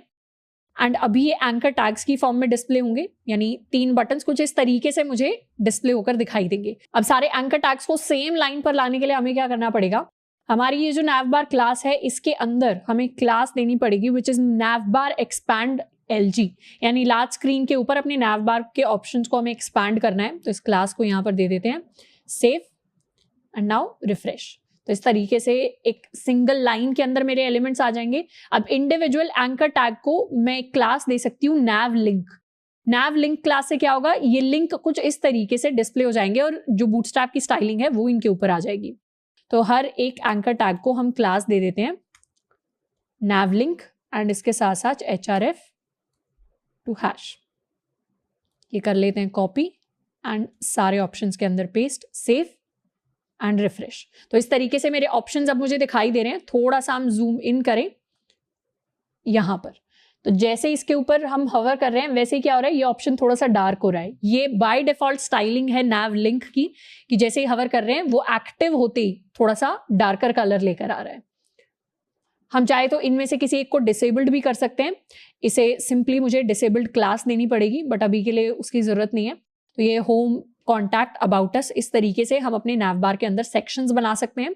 अब जब हम इसे इंस्पेक्ट करेंगे तो इंस्पेक्ट करने पे क्या होगा, इंस्पेक्ट करने पे सिंपली जैसे ही स्क्रीन साइज छोटा होगा वैसे क्या हो रहा है, ये ऑप्शंस यहां पर राइट की तरफ आ जाएंगे मेरे पास, एंड और छोटा होगा तो राइट की तरफ ही रहेंगे। बट जैसे ही मेरा लार्ज स्क्रीन साइज आ जाएगा, लार्ज स्क्रीन साइज क्या होता है, लार्ज स्क्रीन साइज की बात की थी हमने कंटेनर के अंदर, यानी लेआउट में जाकर,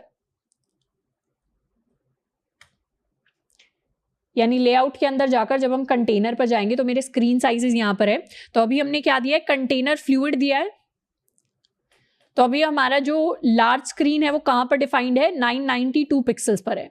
तो जैसे ही हम 992 पिक्सल्स को हिट करते हैं वैसे ही क्या होता है, वैसे ही मेरे ऑप्शंस जो अभी सिंगल लाइन के अंदर लिखे हुए थे वो सारे के सारे कोलैप्स होकर राइट की तरफ आ जाते हैं।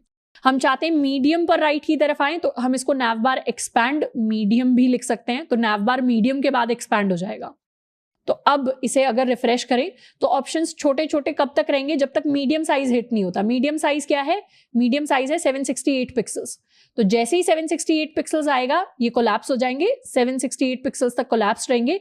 768 पिक्सल्स के बाद यानी कुछ यहां पर आते ही ये सारे के सारे एक्सपैंड हो जाएंगे। तो हमारे नैव बार कब कोलैप्स हो, कब एक्सपैंड हो, उसको हम कंट्रोल कर सकते हैं यहां से। अब क्या करेंगे, नेक्स्ट चीज जो हम देखने वाले हैं वो है कि यहां पर इसे टॉगल कैसे करें, क्योंकि अभी हमारे यहां पर इंस्पेक्ट कर क्या आ रहा था, राइट की तरफ एक टॉगल बटन आ रहा था। टॉगल बटन हम क्रिएट कर सकते हैं कुछ इस तरीके से, यानी एक बटन है जिसको हम क्लास दे सकते हैं नैव बार टॉगलर। तो ये सारा का सारा जो कंटेंट है मेरे नैव बार का, इसको एक डिव के अंदर, एक कंटेनर फ्लूइड नाम के डिव के अंदर हम ऐड करने वाले हैं। तो ये सारा कंटेंट आ गया। कंटेनर फ्लूइड डिव के अंदर क्या करेंगे, ब्रांड नेम के बाद हम एक बटन टैग ऐड करेंगे जिसको हम क्लास देने वाले हैं ये वाली क्लास navbar toggler, या navbar toggler हम ऐड कर देते हैं। साथ के साथ हम इसे एक आइकन दे सकते हैं, तो ये स्पैन क्लास को हम ऐड कर देंगे बटन के टेक्स्ट की जगह पर। ये स्पैन आ गया, मतलब मेरे पास एक टैग आ गया। इससे क्या चेंजेस आएंगे, रिफ्रेश, इससे मेरे ये सारे ऑप्शंस अब राइट की तरफ आ जाएंगे। अब जितने भी हमारे मेन्यू ऑप्शंस हैं उन सब के लिए हम एक डिव क्लास बना सकते हैं, तो ये डिव क्लास आएगी यहां पर।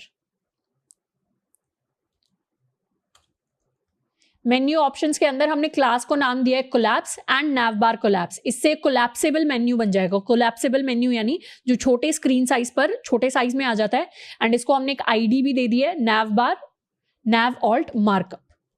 अब साथ के साथ हम क्या करेंगे, हमारा जो बटन था उस बटन को हम डेटा bs कोलैप्स टॉगल, ये एक एट्रीब्यूट है जो इसके लिए सेट करेंगे, तो इस बटन को ये एट्रीब्यूट दे देते हैं सेव एंड रिफ्रेश। तो इस तरीके से दो डिव्स हमने बना दिए हैं, एक कंटेनर फ्लूइड डिव हमने ऐड किया है और एक सारे के सारे मेन्यूज को रैप करने के लिए हमने कोलैप्स डिव बनाया है। अब अभी के लिए क्या हो रहा है, वो हमें आइकन अभी भी दिखाई नहीं दे रहा। वो इसलिए दिखाई नहीं दे रहा क्योंकि ये डेटा bs टारगेट, इसे हमें करना पड़ेगा कॉपी एंड पेस्ट।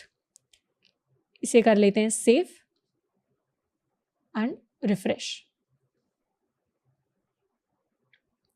तो जैसे ही हम इंस्पेक्ट करेंगे वैसे ही क्या होगा, जैसे ही छोटे छोटे स्क्रीन साइजेस आएंगे, अब मेरा कोलैप्सेबल मेन्यू आ गया। कहां पर आ गया, जैसे ही लार्ज से हम मीडियम की तरफ शिफ्ट हुए, अब हमारे आइकन डिस्प्ले हो रहा है। आइकन पर क्लिक करते ही हमारे सारे मेन्यू ऑप्शंस मुझे दिखाई देने लग जाएंगे। आइकन पर वापस क्लिक करेंगे तो ये वापस हट जाएगा। पर ये सारी फंक्शनैलिटी navbar के अंदर वर्क नहीं करेगी अगर हम अपनी जावास्क्रिप्ट को यूज नहीं करेंगे। यानी अगर हम बूटस्ट्रैप की जावास्क्रिप्ट यूज नहीं करेंगे तो क्या होगा, इस पर क्लिक करते जाएं तब भी मेन्यू के ऑप्शंस मुझे दिखाई नहीं देंगे। सिर्फ क्या होगा, ये कोलैप्स हो जाएगा, बट कोलैप्स होकर एक्सपैंड नहीं होगा छोटे स्क्रीन साइजेस पर। तो वो फंक्शनैलिटी अगर हमें चाहिए navbar के अंदर, तो हमें स्क्रिप्ट टैग के अंदर अपनी जावास्क्रिप्ट को इंक्लूड करना पड़ेगा।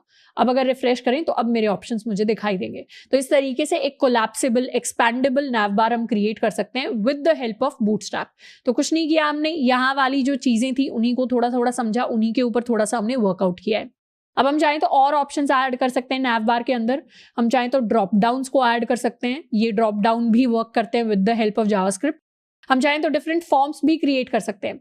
फॉर्म्स के बारे में वैसे हम बाद में जाके पढ़ने वाले हैं डिटेल में बूटस्ट्रैप फॉर्म्स के बारे में, बट हम चाहें तो फॉर्म एलिमेंट्स को भी ऐड कर सकते हैं अपने navbar के अंदर। फॉर्म एलिमेंट्स को ऐड करना बहुत ही सिंपल होगा, इतना ज्यादा कॉम्प्लेक्स नहीं होने वाला है। जैसे हमने HTML के अंदर फॉर्म पढ़े थे उसी तरीके के कुछ फॉर्म्स होंगे।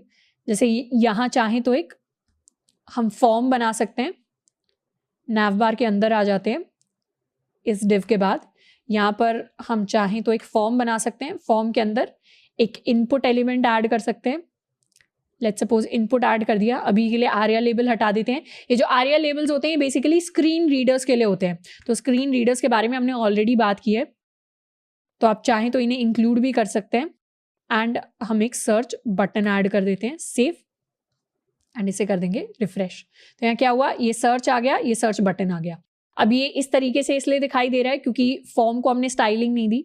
फॉर्म को हम ये क्लास दे देते हैं dflex। तो इस फॉर्म को जब हम क्लास दे देंगे सेव एंड रिफ्रेश, तो इस तरीके से अब मेरे पास सर्च का ऑप्शन भी आ गया। तो यहाँ हम कुछ भी सर्च कर सकते हैं। और ऑब्वियसली फंक्शनैलिटी सर्च वाली हमारे पास होगी नहीं क्योंकि उसके लिए जावास्क्रिप्ट चाहिए और फंक्शनैलिटीज चाहिए, तो इंटरनली काफ़ी सारी चीज़ें इंप्लीमेंट करनी पड़ती हैं। बट ऑब्वियसली navbar के अंदर अगर मुझे सर्च देना है तो वो ऑप्शन मेरे पास अवेलेबल होगा। अब जैसे हम विकिपीडिया का पेज खोल सकते हैं तो उसके ऊपर मुझे जो सर्च बार दिखाई दे रहा है, सर्च दिखाई दे रहा है, तो इससे भी बेटर दिखने वाली स्टाइलिंग एक तरीके से हमने अपने एक सिंपल से वेब पेज के ऊपर क्रिएट कर लिए with the help of bootstrap. अब navbar के ऊपर जैसे हमने फिक्स्ड टॉप की बात की थी, वैसे हमारे पास और भी कई सारे ऑप्शंस होते हैं। वैसे तो हम चाहे तो कलर स्कीम भी चेंज कर सकते हैं। इसके कलर्स को चेंज करने के लिए जैसे डार्क कलर चाहिए तो हम BG डार्क, बैकग्राउंड प्राइमरी, इस तरीके से कई कलर्स को यूज कर सकते हैं। तो यहाँ जैसे इस बैकग्राउंड बॉडी टर्जरी की जगह हम यूज कर सकते हैं बैकग्राउंड प्राइमरी।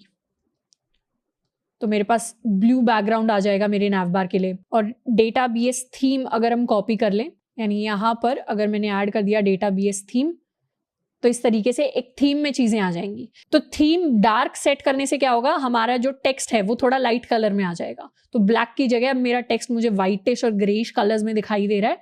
एंड इस तरीके से हम चाहें तो इस सर्च बटन को लाइट पे सेट कर सकते हैं। मेरा जो सर्च बटन है सक्सेस की जगह आउटलाइन लाइट, सेव, रिफ्रेश। तो इस तरीके से मेरा सर्च अब मुझे दिखाई देगा। तो कई सारे डिफरेंट चेंजेस हैं जो हम कर सकते हैं और कई सारे एलिमेंट्स को कंबाइन करके अपने नैव बार को और सुंदर बना सकते हैं। अब यहाँ पर जब भी हम नैव बार की बात करते हैं, इसको हम प्लेसमेंट की टर्म्स में भी देख सकते हैं। जैसे बाय डिफॉल्ट हमारा जो नैव बार है वो स्क्रॉल होता रहता है, बट अगर हमें उसे टॉप पे फिक्स करना है तो हम इसे टॉप पे फिक्स कर सकते हैं with the help of fix top. हम चाहें तो इसे बॉटम पे भी फिक्स कर सकते हैं। तो फिक्स टॉप की जगह अगर यहाँ पर हम कर दें फिक्स्ड बॉटम, तो ये क्या होगा, बॉटम पे फिक्स हो जाएगा। सेव एंड यहाँ पे आके रिफ्रेश। तो अब ये कितना भी हम स्क्रॉल कर ले वेब पेज के ऊपर, बॉटम पे फिक्स हो जाएगा। तो इस तरीके से नेविगेशन में अगर हमें ऐसे फुटर्स बनाने हैं जिसमें नीचे की तरफ नेविगेशन हो, तो वहां पर हम इस नैव बार को यूज कर सकते हैं। इसके अलावा एक स्टिकी टॉप का भी ऑप्शन होता है। स्टिकी टॉप की मदद से क्या होता है, इसे हम कर लेते हैं दोबारा से फिक्स्ड टॉप। अब फिक्स टॉप पर अगर ये, तो काफी सारा कंटेंट है, काफी सारी हेडिंग H2 है मेरी और कंटेंट है जो इसके नीचे जा रहा है। एंड इसके अलावा अगर हम कुछ चीजें हैं जो ऊपर डिस्प्ले कराएंगे, हेलो वर्ल्ड अगर मैंने ऊपर डिस्प्ले कराया, तो अभी क्या होगा, क्योंकि ये टॉप पर आकर फिक्स हो गया है तो हेलो वर्ल्ड इसी के नीचे जो वो लेयर है वो रह जाती है। बट अगर मैं इसे स्टिकी टॉप कर दूं, तो जो कंटेंट हम इसके ऊपर दिखाना चाहते हैं नैव बार के ऊपर, रिफ्रेश करेंगे तो वो कंटेंट क्या होगा, वो कंटेंट अब ऊपर की तरफ मेरे पास मुझे दिखाई देगा। अब जैसे ही स्क्रॉल करेंगे वैसे ये स्टिक कर जाएगा, पर हम इसके ऊपर वाला कंटेंट देख पाएंगे। बट फिक्स्ड टॉप के अंदर ये चीज हमारे पास नहीं होती। फिक्स्ड टॉप के अंदर हम इसके ऊपर का कंटेंट कभी देख ही नहीं सकते। बहुत ज्यादा स्क्रॉल करेंगे तो शायद वो थोड़ा नीचे की तरफ आ जाए, बट कभी भी एज सच हमें एक अच्छा UI नहीं मिलेगा। तो ऐसे केसेस में जब मेरे नैव बार के ऊपर भी कुछ कंटेंट होता है जिसको हम दिखाना चाहते हैं, उस केसेस में हम स्टिकी टॉप कर सकते हैं। तो ये काफी सारे डिफरेंट फीचर्स थे जो हमने नैव बार के अंदर पढ़े, एंड सारे ऑलमोस्ट इंपॉर्टेंट फीचर्स को हमने कवर कर लिया है। अब बात करते हैं अपने नेक्स्ट कंपोनेंट की। नेक्स्ट कंपोनेंट जिसकी हम बात करेंगे ये है मेरा कार्ड्स कंपोनेंट। अब कार्ड्स को ऑलरेडी हमने वेनिला CSS से बनाया हुआ है। हम क्या करेंगे, यहाँ पर बूटस्ट्रैप का एक इनबिल्ट कार्ड हम यूज करने वाले हैं। तो अब हम चले जाएंगे कार्ड्स के ऊपर कंपोनेंट्स के अंदर, एंड कार्ड्स पर जैसे ही जाएंगे ये एक एग्जाम्पल कार्ड हमें दिखाई दिया हुआ है। अब कार्ड्स के डिफरेंट कंटेंट टाइप्स होते हैं। जैसे कार्ड की बॉडी बनाने के लिए हम एक डिव बना सकते हैं क्लास, जिसको नाम देंगे कार्ड, एंड उसके अंदर एक और डिव आएगा विच इज कार्ड बॉडी। तो इसकी मदद से कार्ड की बॉडी क्रिएट हो जाएगी। टाइटल्स, टेक्स्ट या लिंक्स अगर उसके अंदर ऐड करने हैं तो उसके लिए हम और डिफरेंट क्लासेस को यूज कर सकते हैं। जैसे कार्ड टेक्स्ट लिख देंगे तो कार्ड के ऊपर जो भी टेक्स्ट है वो टेक्स्ट स्टाइलिंग आ जाएगी सारी की सारी। अगर कार्ड के ऊपर कोई मुझे लिंक डिस्प्ले कराना है तो उसके लिए क्लास दे सकते हैं कार्ड लिंक, किसी भी एंकर टैग को। इमेजेस डिस्प्ले करानी है तो इमेज क्लास को हम क्लास दे सकते हैं card image top. List display करानी है कार्ड के ऊपर तो हम लिस्ट ग्रुप आइटम, एंड इस तरीके से अलग अलग क्लासेस दे सकते हैं। बट इनके डिटेल में हम इतना नहीं जाएंगे। हम क्या करेंगे, इस एग्जाम्पल पर थोड़ा सा वर्क करेंगे। सिंपली अब हम एक कार्ड क्रिएट करने वाले हैं। तो क्या करेंगे, नैव बार के नीचे का मेरा ये जो पेज है इसके ऊपर नैव बार को फिक्स कराने की जगह इसका फिक्स टॉप यहाँ से हटा लेते हैं, एंड इस पैराग्राफ से पहले हम एक कार्ड क्रिएट करेंगे। अब कार्ड को क्रिएट करने के लिए सबसे पहले हमें एक डिव बनाना पड़ेगा विद अ क्लास कार्ड। तो कार्ड क्लास के साथ ये हमने डिव क्रिएट कर लिया, कर लेते हैं इसको सेव। एंड इस डिव के अंदर सबसे पहले हम एक इमेज ऐड करेंगे। तो एक इमेज ले लेते हैं। सोर्स ऑलरेडी हमने एक इमेज ली हुई है photo.jpg। आप चाहें तो कोई भी इमेज ले सकते हैं। लेट्स सपोज हमने ले लिया photo.jpg, और इस इमेज को हम एक क्लास देने वाले हैं जो होने वाली है कार्ड इमेज टॉप।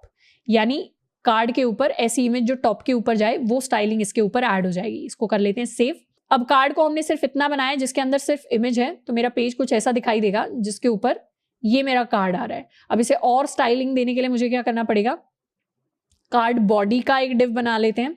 तो यहाँ पर एक डिव बनाएंगे कार्ड बॉडी के नाम से, एंड इसके अंदर कंपोनेंट्स ऐड करेंगे। सबसे पहले एक हेडिंग H5 ऐड कर लेते हैं, पैराग्राफ ऐड कर लेते हैं, और एक एंकर टैग जिसको बटन की तरह हम दिखा रहे हैं उसे ऐड कर लेते हैं। Save and now refresh. तो मेरा कार्ड कुछ इस तरीके से मुझे दिखाई दे रहा है। अब ये कार्ड इतने बड़े एरिया में मुझे दिखाई दे रहा है, पर मुझे इतने बड़े एरिया में नहीं चाहिए। तो इसको हम स्टाइल करके कुछ पर्टिकुलर विड्थ दे सकते हैं 18 रेम्स के इक्वल। तो यहाँ पर स्टाइल ऐड कर दिया, सेव रिफ्रेश। तो एक छोटा कार्ड मेरे पास डिस्प्ले होकर आ गया। ये मेरा इमेज वाला पार्ट है, ये मेरी H5 हेडिंग है, यहाँ से मेरे कार्ड के अंदर जो डिस्प्ले हुआ है वो कुछ यहाँ पर है एंड ये मेरा बटन है। हम चाहें तो इस कार्ड को थोड़ी सी मीनिंगफुल इंफॉर्मेशन भी ऐड कर सकते हैं, जैसे कार्ड टाइटल की जगह I can just write photography, save, it is an art to capture important things. तो इस तरीके का कुछ टेक्स्ट आ जाएगा। बटन के ऊपर हम लिख सकते हैं नो मोर, रिफ्रेश।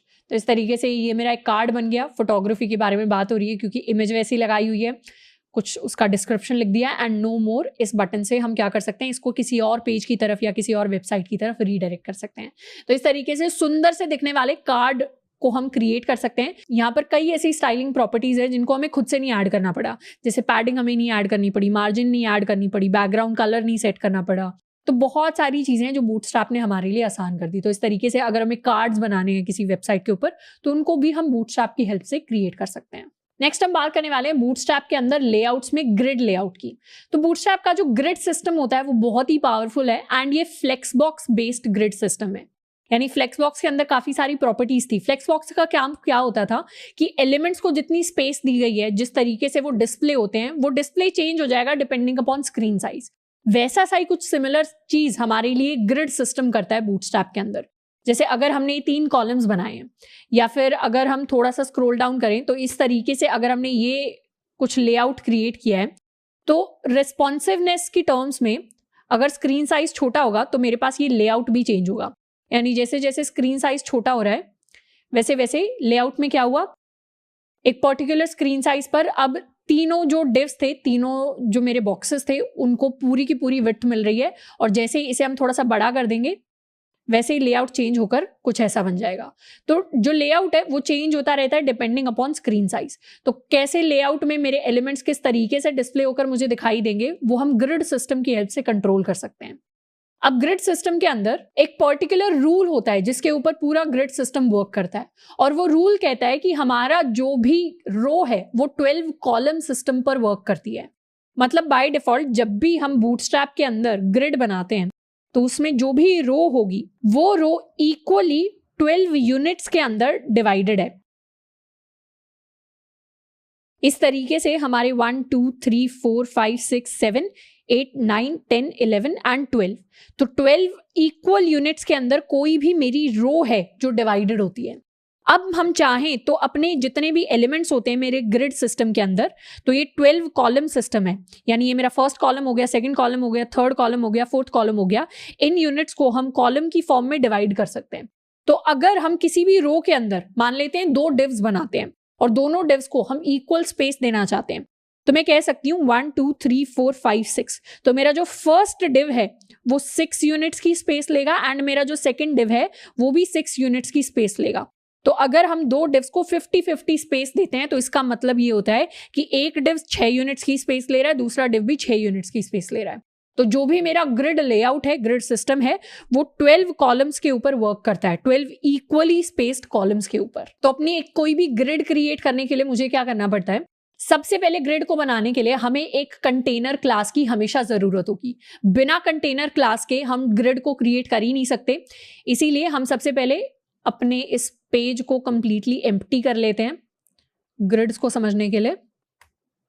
ये हमने अपना नैव बार भी हम हटाने वाले हैं। सेव, कंप्लीटली खाली पेज हमारे पास आ गया। अब इस पेज के अंदर सबसे पहले हम अपना कंटेनर क्लास वाला डिव क्रिएट करेंगे। इसको कर लिया सेव। इस डिव के अंदर मुझे क्या करना है, अपनी एक रो क्लास बनानी है। तो मैंने बना ली अपनी एक रो क्लास। अब मुझे पता है बाय डिफॉल्ट किसी भी रो के अंदर क्या होता है, किसी भी रो के अंदर मेरे पास कई सारे हम कॉलम्स हैं जो बना सकते हैं और बाय डिफॉल्ट एक रो के अंदर 12 यूनिट्स होते हैं। तो 12 कॉलम सिस्टम हमारे पास वर्क करता है। जैसे 12 में से अगर मुझे किसी को भी 6 कॉलम्स देने हैं, यानी 12 में से किसी को भी 50% देना है या 6 कॉलम्स देने हैं, तो मैं सिंपली लिख सकती हूँ कॉल 6। या अगर मुझे 4 कॉलम्स देने हैं तो मैं लिख सकती हूँ कॉल 4। या 2 कॉलम्स देने हैं तो मैं लिख सकती हूँ कॉल टू। 2 कॉलम्स देने का मतलब होगा इतना एरिया देना टोटल में से, 4 कॉलम देने का मतलब होगा इतना एरिया देना, एंड 6 कॉलम देने का मतलब होगा पूरी रो में से 50% एरिया देना। अब हमारे पास कई सारे ग्रिड ऑप्शंस होते हैं। ग्रिड ऑप्शंस कहने का मतलब है कि हमारे पास कई सारे डिफॉल्ट ग्रिड्स होते हैं।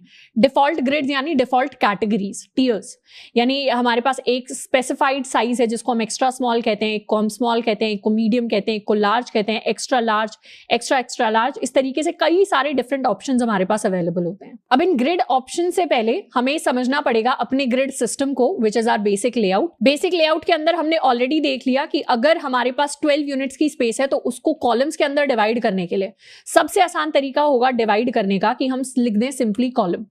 तो मैंने अपना पहला कॉलम बना लिया, इसको 1 कह देते हैं, और मैंने अपना दूसरा कॉलम बना लिया, इसको 2 कह देते हैं। तो जब भी हम सिर्फ कॉलम और सिर्फ कॉलम लिखते हैं तो मतलब स्पेस इक्वली डिवाइड हो जाती है।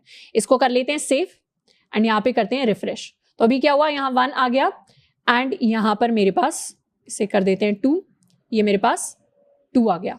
बट इसके बैकग्राउंड को हम थोड़ा कलर भी दे देते हैं, तो यहाँ पर बैकग्राउंड को कर देते हैं, लेट्स से सक्सेस कर दिया, एंड इस बैकग्राउंड को हम कर देंगे प्राइमरी। इसको कर देते हैं सेव रिफ्रेश, तो इसे सक्सेस कर देते हैं एंड प्राइमरी की जगह इसे अभी के लिए डेंजर कर देते हैं।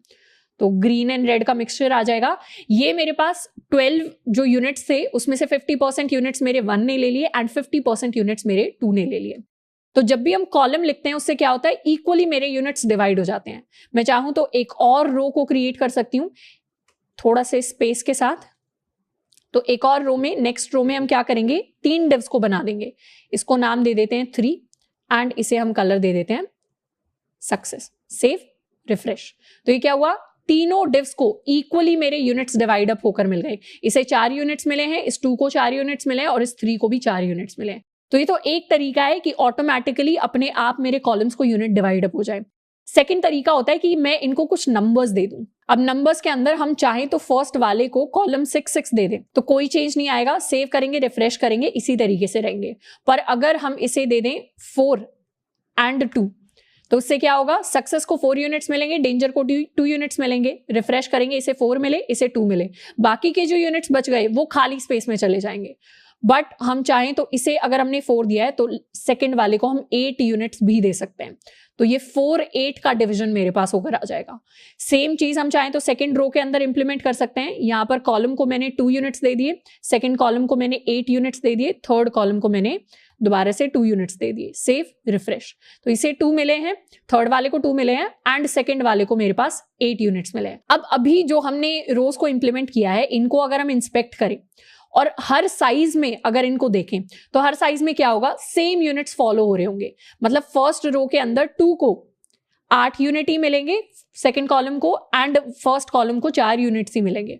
और ये सेम डिवीजन चाहे हम किसी भी स्क्रीन साइज पर चले जाएं, इनफैक्ट सबसे छोटे स्क्रीन साइज पर चले जाएं तब भी सेम डिवीजन मेरे पास आ रहा होगा। बट मुझे क्या चाहिए, मुझे थोड़ी और रिस्पॉन्सिवनेस चाहिए। यानी हम चाहते हैं किसी एक पर्टिकुलर स्क्रीन साइज को हिट करने के बाद ये क्या करें, सारी 100% विड्थ को ऑक्यूपाई कर ले। तो उस केस के लिए हम ग्रिड ऑप्शंस को यूज करते हैं। तो यहां पर आ जाते हैं हमारे ग्रिड ऑप्शंस। जब हम स्क्रॉल डाउन करेंगे तो हमारे पास कई सारे डिफरेंट ग्रिड ऑप्शंस आ जाते हैं।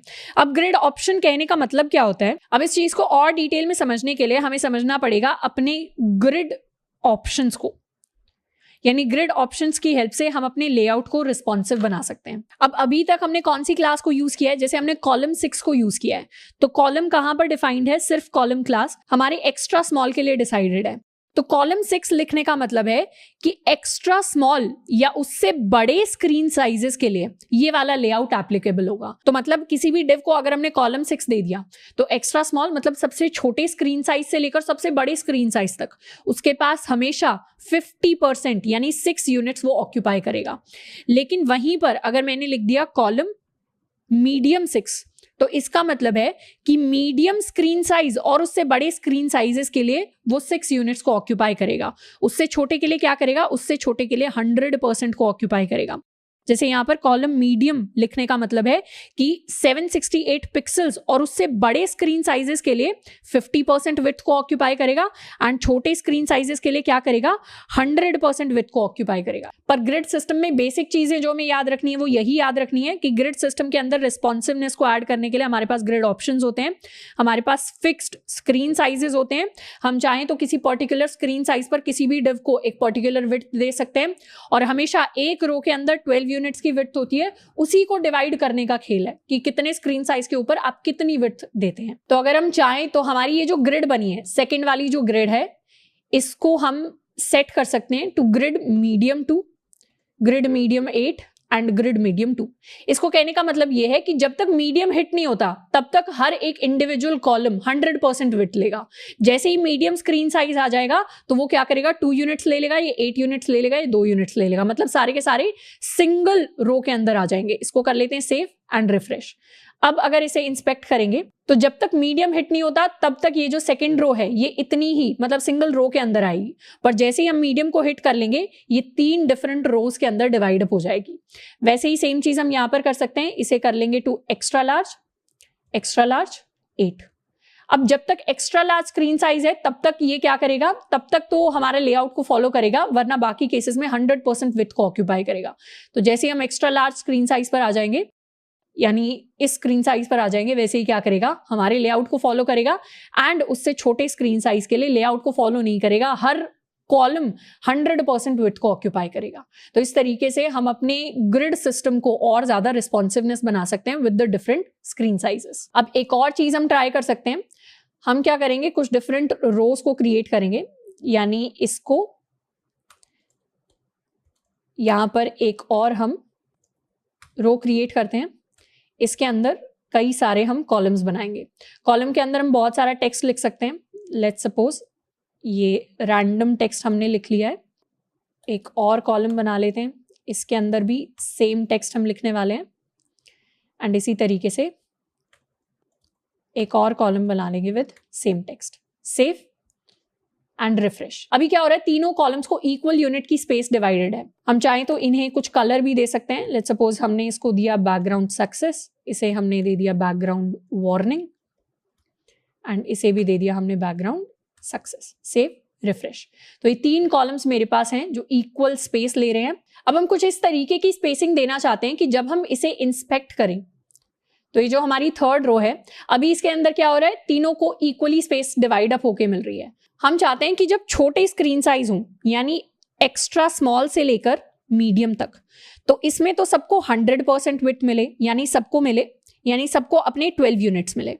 और हम चाहते हैं मीडियम से लेकर जो हमारा एक्स्ट्रा लार्ज स्क्रीन साइज है तब तक सबको 50% विड्थ मिले, यानी सबको 6 यूनिट्स मिले, एंड उसके ऊपर जितने भी स्क्रीन साइजेस हैं उसमें सबको 3 यूनिट्स के इक्वल स्पेस डिवाइडेड हो। तो उसके लिए हमें क्या लिखना पड़ेगा, एक्स्ट्रा लार्ज स्क्रीन साइज से ऊपर तक के डिवीजन के लिए हमें लिखना पड़ेगा कॉलम एक्स्ट्रा लार्ज 3, एंड साथ के साथ हम मीडियम को भी क्लब कर सकते हैं, यानी मीडियम के लिए मुझे लिखना पड़ेगा कॉलम, यहां पर हम लिखेंगे MD 6, एंड नीचे वालों के लिए बाय डिफॉल्ट 100% विड्थ तो मिलती है। तो ये दोनों जो ग्रिड ऑप्शंस हैं, इन दोनों को ही हम एक साथ लिख सकते हैं अपनी क्लास के अंदर। तो यहां पर क्या करेंगे, अपनी क्लास के अंदर हम लिखने वाले हैं column medium 6 and column extra large 3, या यहां पर 4 लिख देंगे। 4 से क्या होगा, तीनों में इक्वली डिवाइडेड हो जाएंगे। सेम चीज हम यहां लिख सकते हैं, सेम चीज हम इसमें लिख सकते हैं। Save and refresh. अब थोड़ी सी डिफरेंट स्टाइलिंग होगी, यानी जब तक मीडियम हिट नहीं होता तब तक 100% स्क्रीन की विड्थ ऑक्यूपाई करेंगे। जैसे ही मीडियम हिट होगा, मीडियम हिट हुआ तो क्या किया, इसने भी 50% ऑक्यूपाई कर लिया, इसने भी 50% ऑक्यूपाई कर लिया, इसने भी 50%। फर्स्ट के 50 एंड सेकंड के 50 से 100%, यानी एक रो भर गई। तो ये थर्ड वाला क्या हुआ, सेकंड रो के अंदर आ गया। और जैसे ही हम एक्स्ट्रा लार्ज को हिट करेंगे वैसे ही क्या होगा, एक्स्ट्रा लार्ज यानी इस स्क्रीन साइज में तीनों इक्वली मेरी स्क्रीन के ऊपर डिवाइड अप हो जाएंगे। तो इस तरीके से हम चाहें तो अलग अलग ग्रिड ऑप्शंस को एक साथ सेम डिव के अंदर कंबाइन करके भी लिख सकते हैं। अब नेक्स्ट हम बात करने वाले हैं वर्टिकल अलाइनमेंट के बारे में। अभी तक शुरुआत में हमने क्या डिस्कस किया था कि बूटस्ट्रैप फ्लेक्स बॉक्स के कॉन्सेप्ट्स पर वर्क करता है। यानी फ्लेक्स बॉक्स के अंदर जो हमने जस्टिफाई कंटेंट सीखा था, अलाइन आइटम सीखा था, अलाइन सेल सीखा था एंड और भी जो डिफरेंट एट्रीब्यूट सीखे थे, वो सारे के सारे मेरे बूटस्ट्रैप के अंदर वर्क करते हैं। तो उन एट्रीब्यूट्स को वर्क कराने के लिए हमें लेआउट के अंदर कॉलम्स में जाना पड़ेगा। तो यहां पर जाकर कॉलम्स में जाकर हम कई सारे डिफरेंट चीजें वर्कआउट कर सकते हैं। जैसे अगर मुझे वर्टिकल अलाइनमेंट चाहिए तो उसके लिए हम अलाइन आइटम्स कर सकते हैं। स्टार्ट चाहें तो स्टार्ट में कर सकते हैं, सेंटर में अलाइन करना चाहते हैं तो सेंटर में कर सकते हैं, अगर एंड में अलाइन करना चाहते हैं तो एंड में कर सकते हैं। तो इसको एक बार टेस्ट करते हैं। हम क्या करेंगे, एक पर्टिकुलर डिव के अंदर हम थोड़ा सा एक्स्ट्रा अपना टेक्स्ट ऐड करने वाले हैं। तो यहां पर एक्स्ट्रा टेक्स्ट हमने ऐड कर लिया, इसको करेंगे सेव, रिफ्रेश। तो ये क्या हो गया, एक्स्ट्रा टेक्स्ट ऐड हो गया। इसके अलावा एक और अपना डिव यहां पर हम बना लेते हैं, सेव डिव को यहां पर ऐड कर लेते हैं। तो इसे भी कलर हम दे देते हैं, let's say danger, save, refresh. तो कई सारे डिफरेंट डिव्स हमारे पास आ गए। अब अभी के लिए इनको हम क्या करेंगे, इक्वल स्पेस देने वाले हैं। तो सिंपली यहां पर लिख देंगे कॉलम, इसके लिए भी हम कॉलम लिख देंगे, इसके लिए भी कॉलम लिख देंगे एंड इसके लिए भी हम कॉलम क्लास कर देंगे, सेव, रिफ्रेश। तो इक्वल स्पेस सबको मिल गई। अब हम क्या करने वाली हैं, अपनी रो को एक हम क्लास दे देंगे which is align items start. Save करेंगे, रिफ्रेश करेंगे। रिफ्रेश करने से क्या हुआ, मेरे ये जो डिव्स हैं ये सारे सब स्टार्ट की तरफ अलाइन हो गए। यहां पर मेन एक्सिस क्या है, मेन एक्सिस है लेफ्ट से लेकर राइट की तरफ। क्रॉस एक्सिस क्या है, क्रॉस एक्सिस है टॉप से लेकर बॉटम की तरफ। और अलाइन आइटम्स क्या करता है, अलाइन आइटम्स क्रॉस एक्सिस में स्टार्ट की तरफ अलाइन कर रहा है यहां पर। और स्टार्ट कहां है, स्टार्ट है टॉप की तरफ। तो सारे के सारे एलिमेंट्स टॉप की तरफ अलाइन हो गए। सेम चीज अगर मैं चाहूं तो सेंटर की तरफ हम कर सकते हैं, सेव, रिफ्रेश। तो सारे आइटम्स क्या हुए, सेंटर की तरफ अलाइन हो गए। अगर हम चाहें तो एंड की तरफ भी अलाइन कर सकते हैं। तो सारे के सारे आइटम्स कहां हुए, एंड की तरफ अलाइन हो गए। हम चाहें तो अलाइन सेल्फ को भी यूज कर सकते हैं, यानी इंडिविजुअल डिव के ऊपर अगर मान लेते हैं ये वाला जो मेरा डिव है, ये रेड वाला डिव, रेड वाले डिव के लिए जहां पर कलर डेंजर है, इसके लिए हम क्या करेंगे, इसके लिए हम यूज करेंगे अलाइन आइटम्स, इसको कर देते हैं स्टार्ट, सेव।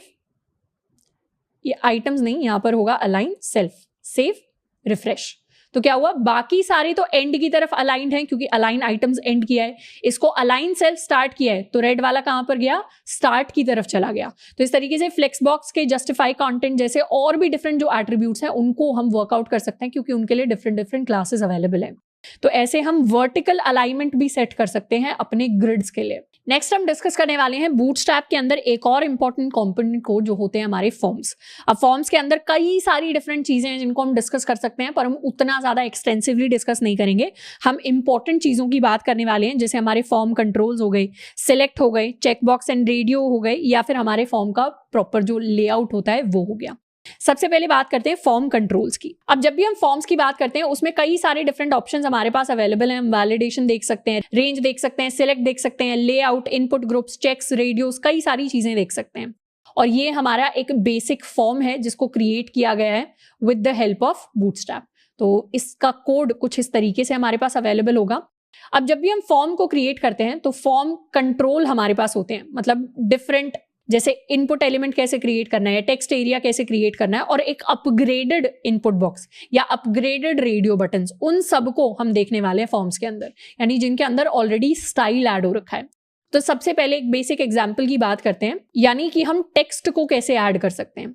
अब टेक्स्ट को फॉर्म के अंदर ऐड करने के लिए हम कुछ इस तरीके का एग्जाम्पल लेंगे। हम सबसे पहले एक फॉर्म क्रिएट कर सकते हैं। तो हम क्या करेंगे, एक फॉर्म टैग बनाएंगे, इसको कर लेते हैं सेव। अब फॉर्म टैग के अंदर हम एक क्लास देते हैं MB3।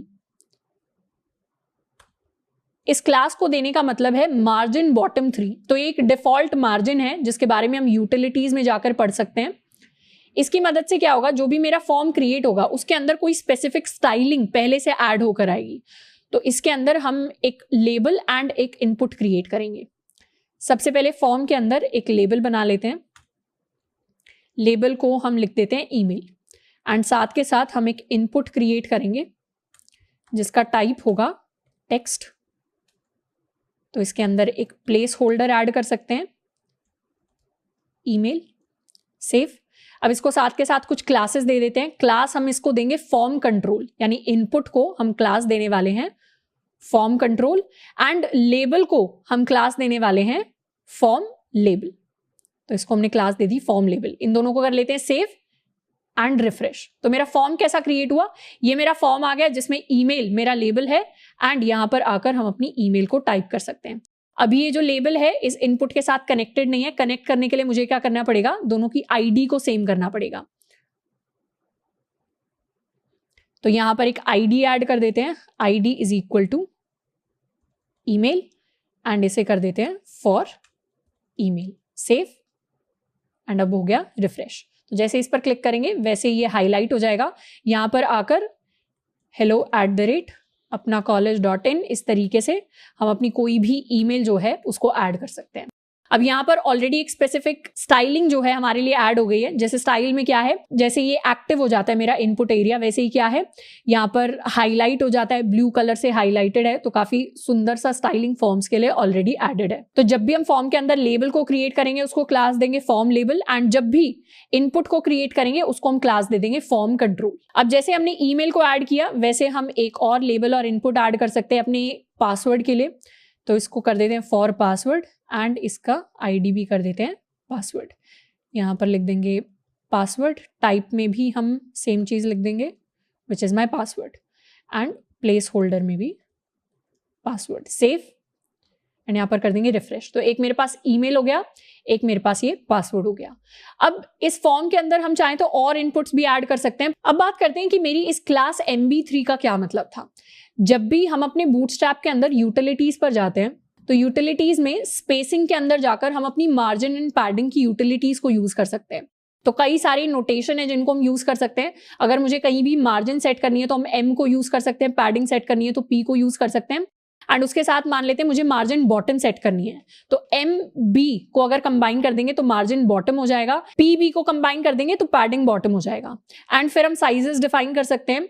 3 का मतलब है बाय डिफॉल्ट जो मार्जिन या पैडिंग सेट होगी, अगर मुझे 1.5 टाइम्स करनी है तो हम 4 सेट कर देंगे, 3 टाइम्स करनी है तो हम 5 सेट कर देंगे। तो इस तरीके से अलग अलग तरीके से हम अपनी मार्जिन एंड पैडिंग को सेट कर सकते हैं स्पेसिंग में। बट बूटस्ट्रैप की स्पेसिंग में हम इतना डिटेल में नहीं जाएंगे।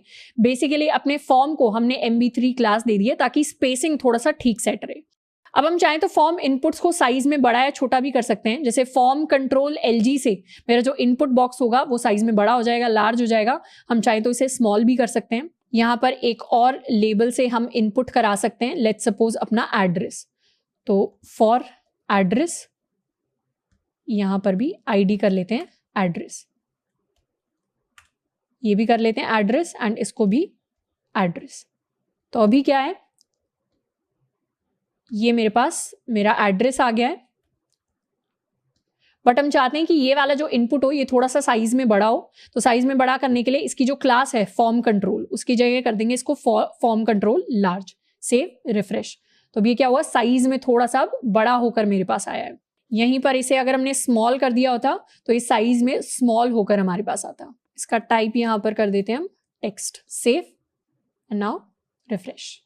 तो इस तरीके से हम जो भी हमारा एड्रेस है, लेट्स से कोई मुंबई में रह रहे हैं तो हम अपना एड्रेस इस पर इनपुट कर सकते हैं। अब अपनी स्पेसिंग को और ठीक करने के लिए मैं क्या कर सकती हूँ, मेरी ये जो क्लास MB3 है इसको फॉर्म को देने की बजाय हम इंडिविजुअल आइटम्स को दे सकते हैं। मतलब MB3 क्लास के अंदर मैं एक डिव क्रिएट कर सकती हूँ जिसके अंदर मेरा इनपुट एंड लेबल दोनों वैल्यूज चले जाएंगे। सिमिलरली एक और MB3 हम क्रिएट करेंगे जिसके अंदर सेम इनपुट एंड लेबल को कॉपी करके हम पेस्ट कर सकते हैं। ये एड्रेस अभी के लिए हटा लेते हैं, सेव एंड नाउ रिफ्रेश। तो अब क्या होगा, थोड़ी सी स्पेसिंग यहाँ पर बढ़ गई है। तो अब क्या हुआ, मेरी मार्जिन बॉटम आ गई है मेरे इंडिविजुअल डिव आइटम्स के ऊपर। अब फॉर्म्स के अंदर और भी डिफरेंट कंपोनेंट्स होते हैं जिनको हम पढ़ सकते हैं। अब नेक्स्ट चीज फॉर्म के अंदर जो हम पढ़ने वाले हैं वो है हमारा सिलेक्ट। सिलेक्ट से हम क्या कर सकते हैं, एक ड्रॉप डाउन क्रिएट कर सकते हैं जिसके अंदर कई सारे डिफरेंट आइटम्स होंगे जिनको हम सिलेक्ट कर पाएंगे। अब सिलेक्ट के लिए हमें सिलेक्ट टैग को लिखना पड़ेगा और क्लास देनी पड़ेगी फॉर्म सिलेक्ट। तो हम क्या करेंगे, अपने फॉर्म के अंदर एक और डिव बना लेते हैं जिसके अंदर क्लास होगी MB3 एंड इसके अंदर हम अपना सिलेक्ट टैग लिखेंगे। सिलेक्ट टैग के अंदर हम अपनी क्लास देने वाले हैं फॉर्म सिलेक्ट। अब फॉर्म सिलेक्ट के अंदर कई सारे डिफरेंट ऑप्शंस हैं जिनको हम सिलेक्ट के लिए दे सकते हैं। तो ऑप्शन टैग का हम यूज करेंगे। ऑप्शन टैग के अंदर कोई भी वैल्यू सेट कर सकते हैं। तो लेट्स सपोज हमने ऑप्शन दिए 1 इसी तरीके से हम मल्टीपल ऑप्शंस दे सकते हैं। यहाँ पर हमने दे दिया 2, यहाँ पर हमने दे दिया 3 एंड इन सब के लिए हम अपनी एक वैल्यू सेट कर सकते हैं। सेव एंड यहाँ कर लेंगे रिफ्रेश। एक सिलेक्ट के लिए मेरे पास ड्रॉप डाउन आ गया, इस पर क्लिक करेंगे तो मल्टीपल ऑप्शंस है जिनको हम जाकर सिलेक्ट कर सकते हैं। अब इसी को हमें और बेहतर करना हो तो हम इस सिलेक्ट को यहाँ पर नाम दे सकते हैं। लेट्स सपोज एक और ऑप्शन हमने यहाँ पर क्रिएट कर लिया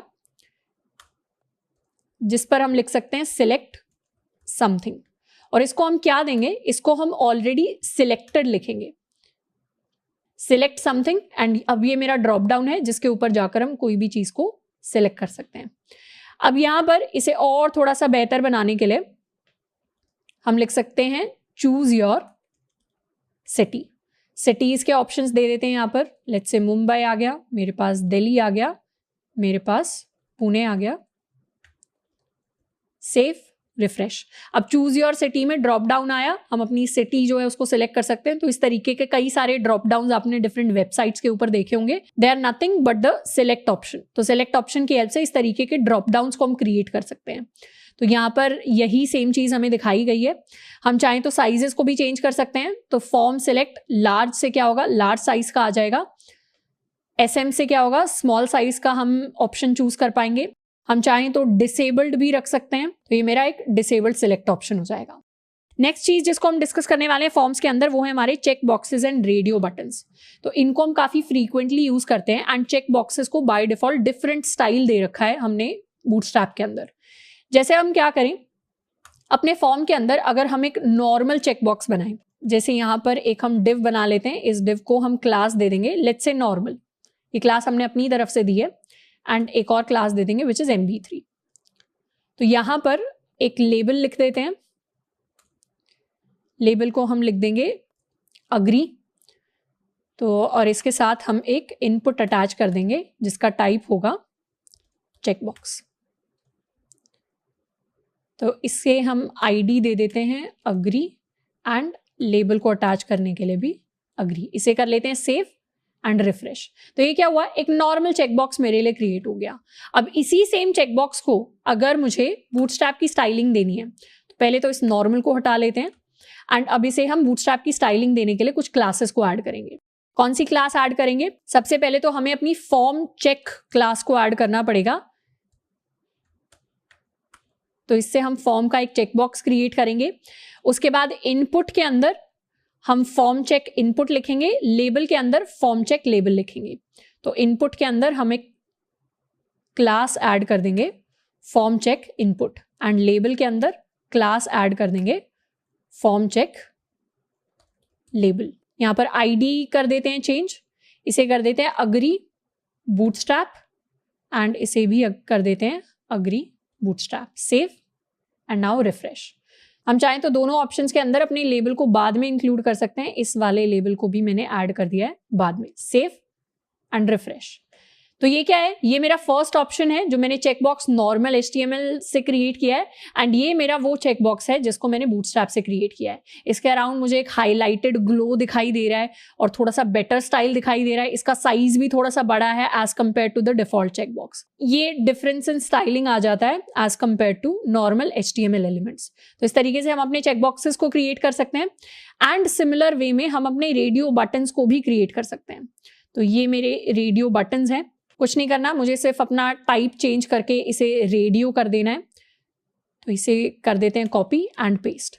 तो यहाँ पर सिंपली टाइप को हम चेंज कर देंगे टू रेडियो एंड इसे हम नाम चेंज करके कर देते हैं radio bootstrap for radio bootstrap. यहाँ पर कर देते हैं येस नो सेव रिफ्रेश। तो ये मेरा एक रेडियो बटन आ गया मेरे पास जिसको हम सिलेक्ट कर सकते हैं। अब और भी इंटरेस्टिंग एलिमेंट्स होते हैं हमारे बूटस्ट्रैप के अंदर, यानी अगर हम चाहें तो अपने स्विचेस को भी क्रिएट कर सकते हैं। तो इस तरीके के स्विच हम क्रिएट कर सकते हैं। इसको क्या कर सकते हैं, इतने पार्ट को कॉपी करके यहाँ कर लेते हैं अपने फॉर्म के अंदर पेस्ट। मुझे कौन सी क्लासेस इंक्लूड करनी है, फॉर्म चेक और फॉर्म स्विच, और यहाँ पर कर लेते हैं मार्जिन बॉटम 3। अब इसे कर लेते हैं सेव। तो क्या होगा, इतने पार्ट से मेरे लिए एक स्विच क्रिएट हो जाएगा। इसको कर लेंगे रिफ्रेश, तो इसे हम ऑन कर सकते हैं, इसे हम ऑफ कर सकते हैं, ऑन ऑफ। तो इस तरीके से अलग अलग स्विचेस को हम क्रिएट कर सकते हैं। मुझे बस form check input, form check label, ये बेसिकली एक चेकबॉक्स ही है जिसको स्विच की फॉर्म में डिस्प्ले कराया गया है। तो स्विचेस कुछ नहीं है, they are basically a different form of checkboxes जिनको हम यूज कर सकते हैं अपने फॉर्म्स के अंदर। और भी डिफरेंट चीजें हैं जिनको यूज किया जा सकता है। हम चाहें तो इनलाइन चेकबॉक्सेस भी बना सकते हैं इस तरीके से। अब फॉर्म्स के अंदर इन सारी चीजों के साथ साथ हम पढ़ेंगे अपने लेआउट के बारे में।